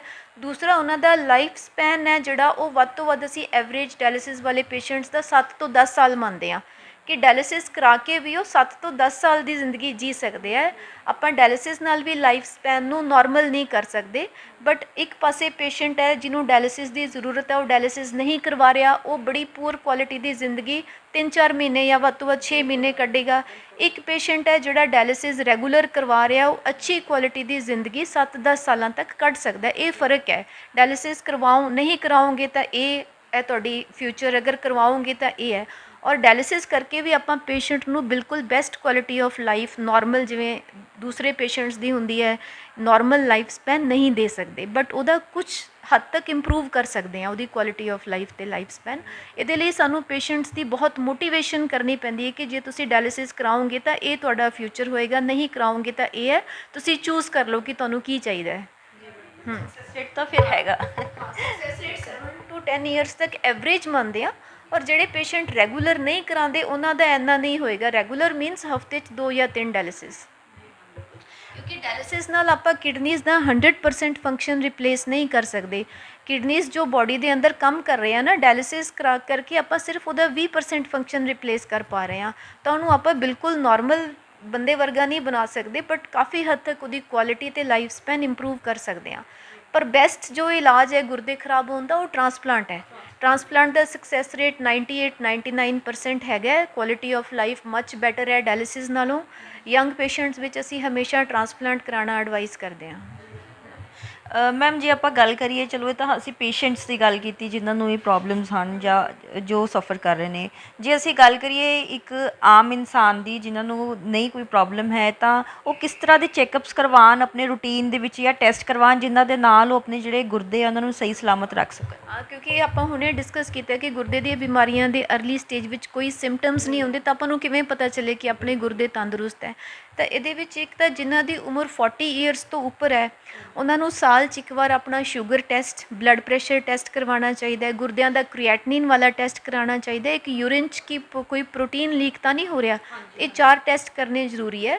ਹੈਲਦੀ ਪਰਸਨ ਜਿਹਨੂੰ ਕੋਈ ਬਿਮਾਰੀ ਨਹੀਂ ਹੈ, ਜਿਹਨੂੰ ਕੋਈ ਸਿੰਪਟਮਸ ਨਹੀਂ ਹੈ, ਸਾਲ 'ਚ ਇੱਕ ਵਾਰ sugar test, BP check, urine ਦਾ ਟੈਸਟ ਅਤੇ ਬਲੱਡ ਦਾ ਟੈਸਟ ਗੁਰਦਿਆਂ ਦਾ 40 ਈਅਰਸ ਦੀ ਏਜ ਤੋਂ ਬਾਅਦ ਇਹ ਰੂਟੀਨ ਹੋਣਾ ਚਾਹੀਦਾ ਹੈ। ਔਰ ਜਿਨ੍ਹਾਂ ਨੂੰ ਸ਼ੂਗਰ ਦੀ ਬਿਮਾਰੀ ਹੈ ਔਰ ਬਲੱਡ ਪ੍ਰੈਸ਼ਰ ਦੀ ਬਿਮਾਰੀ ਹੈ, ਜਾਂ ਜਿਹੜੇ ਓਵਰਵੇਟ ਪੇਸ਼ੈਂਟਸ ਨੇ ਜਾਂ ਸਮੋਕਰਸ ਨੇ, ਉਹਨਾਂ ਨੂੰ ਅਗਰ ਕੋਈ ਸਿੰਪਟਮਸ ਨਹੀਂ ਵੀ ਹੈ ਤਾਂ ਉਹਨਾਂ ਨੂੰ 6-6 ਮਹੀਨਿਆਂ ਬਾਅਦ ਆਪਣਾ ਯੂਰਿਨ ਟੈਸਟ ਅਤੇ ਬਲੱਡ ਟੈਸਟ ਕਰਵਾਉਣਾ ਰੈਗੂਲਰ ਹੈ, ਤਾਂ ਕਿ ਆਪਾਂ ਗੁਰਦੇ ਦੀ ਬਿਮਾਰੀ ਨੂੰ ਅਰਲੀ ਸਟੇਜ 'ਤੇ ਡਾਇਗਨੋਸ ਕਰ ਸਕੀਏ ਅਤੇ ਉਹਦੀ ਪ੍ਰੋਗਰੈਸ਼ਨ ਨੂੰ ਰੋਕ ਸਕੀਏ। ਔਰ ਇਸ ਤੋਂ ਬਿਨਾਂ ਜਿਹੜੀ ਲੋਕਾਂ ਨੂੰ ਆਦਤ ਹੁੰਦੀ ਹੈ, ਕੁਝ ਸਪੈਸ਼ਲੀ ਮੈਂ ਦੇਖਿਆ ਹੈ ਕਿ ਵਿਲੇਜਸ ਵਿੱਚ ਫੀਮੇਲਸ ਦੀ ਆਦਤ ਹੁੰਦੀ ਹੈ, ਹਲਕਾ ਹੈਡੇਕ ਹੋਇਆ, ਕੋਈ ਜੁਆਇੰਟਸ ਵਿੱਚ ਪੇਨ ਹੋਈ ਤਾਂ ਓਵਰ ਦਾ ਕਾਊਂਟਰ ਮੈਡੀਸਿਨਸ ਬਹੁਤ ਜ਼ਿਆਦਾ ਯੂਜ਼ ਕਰਦੇ ਆ ਉਹ। ਤਾਂ ਇਹ ਅਵੋਇਡ ਕਰਨਾ ਚਾਹੀਦਾ ਹੈ। ਅਗਰ ਤੁਹਾਨੂੰ ਕੋਈ ਪ੍ਰੋਬਲਮ ਹੈ ਤਾਂ ਡਾਕਟਰ ਦੀ ਸਲਾਹ ਦੇ ਨਾਲ ਤੁਸੀਂ ਮੈਡੀਸਿਨ ਲਓ। ਪੇਨ ਕਿਲਰ ਡਰੱਗਸ ਦਾ ਓਵਰ ਯੂਜ਼ ਬਿਲਕੁਲ ਨਾ ਕਰੋ। ਇਹ ਗੁਰਦੇ ਫੇਲ ਹੋਣ ਦਾ ਇੱਕ one of the main reason ਹੈ। ਓਵਰ ਦਾ ਕਾਊਂਟਰ ਮੈਡੀਸਿਨ ਐਡਵਾਈਸ ਕਰਨਾ ਚਾਹੀਦਾ। ਓਬੀਸ ਪੇਸ਼ੈਂਟਸ ਨੂੰ ਆਪਦਾ ਵੇਟ ਰਿਡਕਸ਼ਨ ਕਰਨਾ ਚਾਹੀਦਾ ਹੈ। ਮੈਮ ਜਿਸ ਤਰ੍ਹਾਂ ਕਰੋਨਾ ਕਾਲ ਚੱਲ ਰਿਹਾ, ਤਾਂ ਜਿਹੜੇ ਕਰੋਨਾ ਜਿਨ੍ਹਾਂ ਨੂੰ ਹੋਇਆ ਜਾਂ ਕਰੋਨਾ ਦੇ ਵਿੱਚ ਕਿਸ ਤਰ੍ਹਾਂ ਸਾਨੂੰ ਆਪਣੇ ਆਪ ਦੀ ਦੇਖ ਰੇਖ ਕਰਨੀ ਚਾਹੀਦੀ ਹੈ ਕਿ ਸਾਡੀ ਕਿਡਨੀਜ਼ ਦੇ ਉੱਪਰ ਇਹਦਾ ਕੋਈ ਬੈਡ ਇਫੈਕਟ ਨਾ ਹੋਵੇ? ਕਰੋਨਾ ਦਾ ਅਤੇ ਕਿਡਨੀ ਡਿਜ਼ੀਜ਼ਸ ਦਾ ਨਾ ਇੱਕ ਬੜਾ ਇੰਪੋਰਟੈਂਟ ਰਿਲੇਸ਼ਨ ਹੈ। ਜਿਹੜੇ ਕਿਡਨੀਜ਼ ਵਾਲੇ ਪੇਸ਼ੈਂਟਸ ਹੁੰਦੇ ਆ, ਜੇ ਮੰਨ ਲਓ ਸ਼ੂਗਰ ਦਾ ਪੇਸ਼ੈਂਟ ਹੈ ਜਿਹਦੇ ਕਿਡਨੀਜ਼ ਤੰਦਰੁਸਤ ਹੈ, ਜਾਂ ਬਲੱਡ ਪ੍ਰੈਸ਼ਰ ਦਾ ਪੇਸ਼ੈਂਟ ਜਿਨ੍ਹਾਂ ਦੇ ਕਿਡਨੀਜ਼ ਫੇਲ ਹੈ, ਕ੍ਰੋਨਿਕ ਰੀਨਲ ਫੇਲੀਅਰ ਵਾਲੇ ਪੇਸ਼ੈਂਟ ਹੈ, ਜਾਂ ਜਿਨ੍ਹਾਂ ਦਾ ਡਾਇਲਿਸਿਸ ਹੋ ਰਿਹਾ, ਜਾਂ ਜਿਨ੍ਹਾਂ ਦਾ ਟਰਾਂਸਪਲਾਂਟ ਹੋਇਆ ਹੈ, ਇਹ ਵਾਲੀ ਜਿਹੜੀ ਪਾਪੂਲੇਸ਼ਨ ਹੈ, ਇਹਨਾਂ ਵਿੱਚ ਕਰੋਨਾ ਇਨਫੈਕਸ਼ਨ ਹੋਣ ਦੇ ਚਾਂਸਿਸ ਵੀ ਜ਼ਿਆਦਾ ਹੈ। ਅਗਰ ਇਨਫੈਕਸ਼ਨ ਹੋ ਗਈ ਤਾਂ ਨਿਮੋਨੀਆ ਹੋਣ ਦੇ ਚਾਂਸਿਸ ਜ਼ਿਆਦਾ ਹੈ। ਨਿਮੋਨੀਆ ਵੀ ਸੀਰੀਅਸ ਹੋ ਸਕਦਾ ਹੈ, ਮਰੀਜ਼ ਵੈਂਟੀਲੇਟਰ 'ਤੇ ਜਾ ਸਕਦਾ ਹੈ ਅਤੇ ਡੈਥ ਰਿਸਕ ਵੀ ਬਹੁਤ ਜ਼ਿਆਦਾ ਹੈ। ਤਾਂ ਕਿਡਨੀਜ਼ ਦੀ ਬਿਮਾਰੀਆਂ ਵਾਲੇ ਪੇਸ਼ੈਂਟ ਨੂੰ ਕਰੋਨਾ ਦੀ ਇਨਫੈਕਸ਼ਨ ਜ਼ਿਆਦਾ ਹੋਣ ਦਾ ਰਿਸਕ ਹੈ ਔਰ ਸੀਰੀਅਸ ਇਨਫੈਕਸ਼ਨ ਹੋਣ ਦਾ ਰਿਸਕ ਹੈ। ਇਹਦਾ ਕਾਰਨ ਕੀ ਹੈ ਕਿ ਜਿਹੜੇ ਕਿਡਨੀਜ਼ ਵਾਲੇ ਪੇਸ਼ੈਂਟ ਹੁੰਦੇ ਆ ਜਾਂ ਜੋ ਡਾਇਬਟੀਜ਼ ਵਾਲੇ ਪੇਸ਼ੈਂਟ ਹੁੰਦੇ ਆ, ਇਹਨਾਂ ਦੀ immunity in general Aam population ਨਾਲੋਂ ਘੱਟ ਹੁੰਦੀ ਹੈ, ਜਿਸ ਕਰਕੇ ਇਨਫੈਕਸ਼ਨ ਜ਼ਿਆਦਾ ਹੋ ਸਕਦੀ ਹੈ ਅਤੇ ਇਨਫੈਕਸ਼ਨ ਸੀਰੀਅਸ ਹੋ ਸਕਦੀ ਹੈ। ਦੂਸਰਾ ਕਾਰਨ ਹੈ ਕਿ ਜੋ ਡਾਇਲਿਸਿਸ ਵਾਲੇ ਪੇਸ਼ੈਂਟਸ ਹੁੰਦੇ ਆ, ਉਹਨਾਂ ਨੂੰ ਹਫ਼ਤੇ 'ਚ 2-3 ਵਾਰ ਹੌਸਪੀਟਲ ਵਿਜ਼ਿਟ ਕਰਨਾ ਪੈਂਦਾ, ਤਾਂ ਉਹਨਾਂ ਦਾ ਐਕਸਪੋਜਰ ਬਾਕੀ ਪਾਪੂਲੇਸ਼ਨ ਜੋ ਘਰ ਬੈਠੀ ਹੈ ਉਹਨਾਂ ਨਾਲੋਂ ਕਾਫੀ ਜ਼ਿਆਦਾ ਹੈ। ਇਸ ਕਰਕੇ ਉਹਨਾਂ 'ਚ ਇਨਫੈਕਸ਼ਨ ਹੋਣ ਦਾ ਰਿਸਕ ਬਹੁਤ ਜ਼ਿਆਦਾ ਹੁੰਦਾ ਹੈ। ਇਸ ਕਰਕੇ ਡਾਇਲਿਸਿਸ ਵਾਲੇ ਪੇਸ਼ੈਂਟ, ਟਰਾਂਸਪਲਾਂਟ ਪੇਸ਼ੈਂਟਸ ਜਾਂ ਜਿਨ੍ਹਾਂ ਦੇ ਕਿਡਨੀਜ਼ ਫੇਲ ਹੈ, ਉਹਨਾਂ ਨੂੰ ਇਸ ਪੈਂਡੈਮਿਕ ਵਿੱਚ ਆਪਣਾ ਖਾਸ ਤੌਰ 'ਤੇ ਧਿਆਨ ਰੱਖਣਾ ਚਾਹੀਦਾ ਕਿ ਤੁਸੀਂ ਬਿਨਾਂ ਜ਼ਰੂਰਤ ਤੋਂ ਘਰ ਤੋਂ ਬਾਹਰ ਨਾ ਨਿਕਲੋ, ਬਿਨਾਂ ਮਾਸਕ ਪਹਿਨੇ ਨਾ ਨਿਕਲੋ, ਔਰ ਆਪਣੀ ਸੋਸ਼ਲ ਡਿਸਟੈਂਸਿੰਗ ਬਣਾ ਕੇ ਰੱਖੋ ਕਰਾਊਡਡ ਪਲੇਸਿਸ 'ਤੇ। ਵੈਕਸੀਨੇਸ਼ਨ ਜ਼ਰੂਰ ਕਰਵਾਓ। ਕਈ ਪੇਸ਼ੈਂਟਸ ਵਿੱਚ ਬੜਾ ਵਹਿਮ ਹੈ ਕਿ ਸਾਨੂੰ ਕਿਡਨੀਜ਼ ਖਰਾਬ ਹੈ ਤਾਂ ਸਾਡਾ ਬੋਡੀ 'ਤੇ ਵੈਕਸੀਨ ਦਾ ਕੋਈ ਗਲਤ ਅਸਰ ਨਾ ਹੋ ਜਾਏ। ਤਾਂ ਸ਼ੂਗਰ ਵਾਲੇ ਪੇਸ਼ੈਂਟ ਵਿੱਚ, BP ਵਾਲੇ ਪੇਸ਼ੈਂਟਸ ਵਿੱਚ, ਜਿਨ੍ਹਾਂ ਦੇ ਗੁਰਦੇ ਖਰਾਬ ਹੈ ਜਾਂ ਜਿਨ੍ਹਾਂ ਦਾ ਡਾਇਲਿਸਿਸ ਹੋ ਰਿਹਾ, ਜਾਂ ਟਰਾਂਸਪਲਾਂਟ ਵਾਲੇ ਪੇਸ਼ੈਂਟ, ਇਹ ਸਾਰੇ ਪੇਸ਼ੈਂਟ ਵਿੱਚ ਵੈਕਸੀਨੇਸ਼ਨ ਬਿਲਕੁਲ ਸੇਫ ਹੈ। ਇਹ ਕੋਈ ਵੀ ਕੋਵਿਡ ਵੈਕਸੀਨ ਲਗਵਾ ਸਕਦੇ ਹੈ ਔਰ ਇਹਨਾਂ ਵਿੱਚ ਵੈਕਸੀਨ ਦੀ ਕੋਈ ਕੰਟਰਾਇੰਡੀਕੇਸ਼ਨ ਨਹੀਂ ਹੈ, ਬਲਕਿ ਇਹਨਾਂ ਨੂੰ ਤਾਂ ਪ੍ਰਾਇਓਰਿਟੀ ਬੇਸਿਸ 'ਤੇ ਵੈਕਸੀਨੇਸ਼ਨ ਕਰਵਾਉਣੀ ਚਾਹੀਦੀ ਹੈ ਕਿਉਂਕਿ ਇਹਨਾਂ ਵਿੱਚ ਇਨਫੈਕਸ਼ਨ ਹੋਣ ਦੇ ਰਿਸਕ ਜ਼ਿਆਦਾ ਹੈ। ਤਾਂ ਮੈਮ ਪ੍ਰੈਗਮਾ ਹਸਪੀਟਲ ਦੇ ਵਿੱਚ ਨੈਫਰੋਲੋਜੀ ਦੇ ਕੀ ਸਹੂਲਤਾਂ ਨੇ ਮੈਮ? ਪ੍ਰੈਗਮਾ ਹਸਪੀਟਲ ਵਿੱਚ ਨੈਫਰੋਲੋਜੀ ਦੀਆਂ ਟਰਾਂਸਪਲਾਂਟ ਨੂੰ ਛੱਡ ਕੇ ਆਪਣੇ ਕੋਲ ਸਾਰੀਆਂ ਸਹੂਲਤਾਂ ਹੈ। ਜਿਨ੍ਹਾਂ ਦੇ ਅਕਿਊਟ ਰੀਨਲ ਫੇਲਰ ਵਾਲੇ ਜਿਹੜੇ ਪੇਸ਼ੈਂਟਸ ਹੁੰਦੇ ਆ, ਜਿਨ੍ਹਾਂ ਦੇ ਅਚਾਨਕ ਗੁਰਦੇ ਖਰਾਬ ਹੁੰਦੇ ਆ, ਟੈਂਪਰੇਰੀ ਤੌਰ ਤੇ ਖਰਾਬ ਹੁੰਦੇ ਆ, ਤੇ ਉਹ ਗੁਰਦੇ ਠੀਕ ਵੀ ਹੋ ਸਕਦੇ ਆ। ਇਹ ਵਾਲੀਆਂ ਬਿਮਾਰੀਆਂ ਦਾ ਅਸੀਂ ਇਲਾਜ ਕਰਦੇ ਹਾਂ। ਇੱਕ ਕਿਡਨੀ ਬਾਇਓਪਸੀ ਨਾਮ ਦਾ ਟੈਸਟ ਹੁੰਦਾ ਹੈ, ਜਿਹਦੇ ਵਿੱਚ ਆਪਾਂ ਗੁਰਦੇ ਦੀ ਬਿਮਾਰੀ ਦਾ ਕੀ ਕਾਰਨ ਆ ਉਹ ਪਤਾ ਲਗਾਉਣ ਵਾਸਤੇ ਆਪਾਂ ਗੁਰਦੇ ਚੋਂ ਇੱਕ ਸੈਂਪਲ ਲੈਂਦੇ ਹਾਂ। ਬਾਇਓਪਸੀ ਵਾਲਾ ਟੈਸਟ ਦੀ ਫੈਸਿਲਿਟੀ ਹੈਗੀ ਆ, ਆਪਾਂ ਡਾਇਲਿਸਿਸ ਦੀ ਫੈਸਿਲਿਟੀ ਹੈਗੀ ਹੈ। ਡਾਇਲਿਸਿਸ ਵੀ ਆਪਣੇ ਕੋਲ ਦੋ ਤਰ੍ਹਾਂ ਦਾ ਹੁੰਦਾ, ਇੱਕ ਤਾਂ ਜਿਹੜਾ ਹਸਪੀਟਲ ਜਾ ਕੇ ਪੇਸ਼ੈਂਟ ਮਸ਼ੀਨ ਨਾਲ ਡਾਇਲਿਸਿਸ ਕਰਾਉਂਦਾ, ਜਿਹਦੇ ਲਈ ਪੇਸ਼ੈਂਟ ਨੂੰ 2-3 ਵਾਰ ਹਸਪੀਟਲ ਹਫਤੇ 'ਚ ਵਿਜ਼ਿਟ ਕਰਨਾ ਪੈਂਦਾ ਹੈ, ਤਾਂ ਮੇਨਟੇਨੈਂਸ ਹੀਮੋਡਾਇਲਿਸਿਸ ਸੈਂਟਰ ਹੈ। ਇਸ ਤੋਂ ਬਿਨਾਂ ਇੱਕ ਤਰ੍ਹਾਂ ਦਾ ਡਾਇਲਿਸਿਸ ਹੁੰਦਾ ਜਿਹੜਾ ਪੇਸ਼ੈਂਟ ਘਰ ਬੈਠ ਕੇ ਕਰ ਸਕਦਾ ਹੈ। ਉਹਦੇ ਵਿੱਚ ਅਸੀਂ ਪੇਸ਼ੈਂਟ ਦੇ ਪੇਟ ਵਿੱਚ ਇੱਕ ਕੈਥੇਟਰ ਪਾ ਕੇ ਉਹਦੀ ਟ੍ਰੇਨਿੰਗ ਕਰ ਦਿੰਦੇ ਹਾਂ ਕਿ ਤੁਸੀਂ ਘਰ ਕਿਵੇਂ ਡਾਇਲਿਸਿਸ ਕਰਨਾ। ਇਹ ਡਾਇਲਿਸਿਸ ਦੀ ਫੈਸਿਲਿਟੀ ਵੀ ਅਸੀਂ ਪੇਸ਼ੈਂਟਸ ਨੂੰ ਪ੍ਰੋਵਾਈਡ ਕਰਦੇ ਹਾਂ, CAPD ਵਾਲਾ ਡਾਇਲਿਸਿਸ। ਤੇ ਬਾਕੀ ਟ੍ਰਾਂਸਪਲਾਂਟ ਪੇਸ਼ੈਂਟ ਟ੍ਰਾਂਸਪਲਾਂਟ ਦੀ ਫੈਸਿਲਿਟੀ ਨਹੀਂ ਹੈ, ਬਟ ਪੋਸਟ ਟ੍ਰਾਂਸਪਲਾਂਟ ਜਿਨ੍ਹਾਂ ਦਾ ਟ੍ਰਾਂਸਪਲਾਂਟ ਹੋਇਆ ਉਹਨਾਂ ਨੂੰ ਕਿਸ ਤਰ੍ਹਾਂ ਦੀ ਮੈਡੀਕੇਸ਼ਨਸ ਦੇਣੀਆਂ, ਉਹ ਵਾਲੀ ਕੰਸਲਟੇਸ਼ਨਸ ਪ੍ਰੋਵਾਈਡ ਕਰਦੇ ਆ। ਇਹ ਸਾਰੀ ਫੈਸਿਲਿਟੀ ICU ਫੈਸਿਲਿਟੀ ਹੈ। ਸੀਰੀਅਸ ਪੇਸ਼ੈਂਟਸ ਜਿਨ੍ਹਾਂ ਨੂੰ ਕਿਡਨੀਜ਼ ਖਰਾਬ ਹੋ ਗਏ, ਵੈਂਟੀਲੇਟਰ ਦੀ ਜ਼ਰੂਰਤ ਹੈ, ਕ੍ਰਿਟੀਕਲ ਕੇਅਰ ਦੀ ਜ਼ਰੂਰਤ ਹੈ, ਇਹ ਸਾਰੀਆਂ ਫੈਸਿਲਿਟੀਜ਼ ਆਪਣੇ ਹਸਪੀਟਲ ਵਿੱਚ। ਬਹੁਤ ਬਹੁਤ ਸ਼ੁਕਰੀਆ ਮੈਮ, ਸਾਡੇ ਦਰਸ਼ਕਾਂ ਨੂੰ ਕਾਫੀ ਡੂੰਘਾਈ ਦੇ ਵਿੱਚ ਤੁਸੀਂ ਇਹਨਾਂ ਬਿਮਾਰੀਆਂ ਦੇ ਬਾਰੇ, ਟ੍ਰੀਟਮੈਂਟ ਦੇ ਬਾਰੇ ਜਾਣੂ ਕਰਵਾਇਆ। ਤੁਹਾਡਾ ਬਹੁਤ ਬਹੁਤ ਸ਼ੁਕਰੀਆ ਮੈਮ। ਤੁਹਾਡਾ ਵੀ ਬਹੁਤ-ਬਹੁਤ ਸ਼ੁਕਰੀਆ ਆਕਾਂਕਸ਼ਾ ਜੀ, ਐਂਡ ਵਾਂਸ ਅਗੇਨ ਤੁਹਾਡੇ ਚੈਨਲ ਦਾ, ਸੁਰਖਾਬ ਚੈਨਲ ਦਾ ਵੀ ਬਹੁਤ-ਬਹੁਤ ਸ਼ੁਕਰੀਆ ਕਿ ਤੁਸੀਂ ਮੈਨੂੰ ਆਪਦੇ ਇਸ ਪ੍ਰੋਗਰਾਮ 'ਚ ਸ਼ਾਮਿਲ ਕੀਤਾ। ਤੇ ਮੈਨੂੰ ਉਮੀਦ ਹੈ ਕਿ ਇਹ ਜਾਣਕਾਰੀ ਸਾਰੇ ਸਰੋਤਿਆਂ ਲਈ ਬਹੁਤ ਯੂਜ਼ਫੁਲ ਹੋਏਗੀ ਔਰ ਸਭ ਲੋਕ ਆਪਣੀ ਕਿਡਨੀਜ਼ ਦਾ ਖਿਆਲ ਰੱਖਣਗੇ। Thank you. ਸੋ ਇਹ ਸਨ doctor Swaranjit Kaur Gill, MBBS MD DM nephrology XPGI, ਅਤੇ ਇਹਨਾਂ ਨੇ ਬਹੁਤ ਹੀ ਡੂੰਘਾਈ ਦੇ ਵਿੱਚ ਸਾਨੂੰ ਗੁਰਦਿਆਂ ਦੇ ਬਾਰੇ ਜਾਣਕਾਰੀ ਦਿੱਤੀ ਹੈ, ਅਤੇ ਕਰੋਨਾ ਕਾਲ ਦੇ ਵਿੱਚ ਵੀ ਅਸੀਂ ਕਿਸ ਤਰ੍ਹਾਂ ਆਪਣੇ ਗੁਰਦਿਆਂ ਨੂੰ ਦੇਖ ਰੇਖ ਕਰ ਸਕਦੇ ਹਾਂ, ਉਹ ਵੀ ਸਾਨੂੰ ਸੰਖੇਪ ਦੇ ਵਿੱਚ ਦੱਸਿਆ ਹੈ। ਬਠਿੰਡਾ ਤੋਂ ਸੁਨੀਲ ਮਹਿਰਾ ਦੇ ਨਾਲ ਆਕਾਂਕਸ਼ਾ ਸਕਸੈਨਾ, ਸੁਰਖਾਬ TV।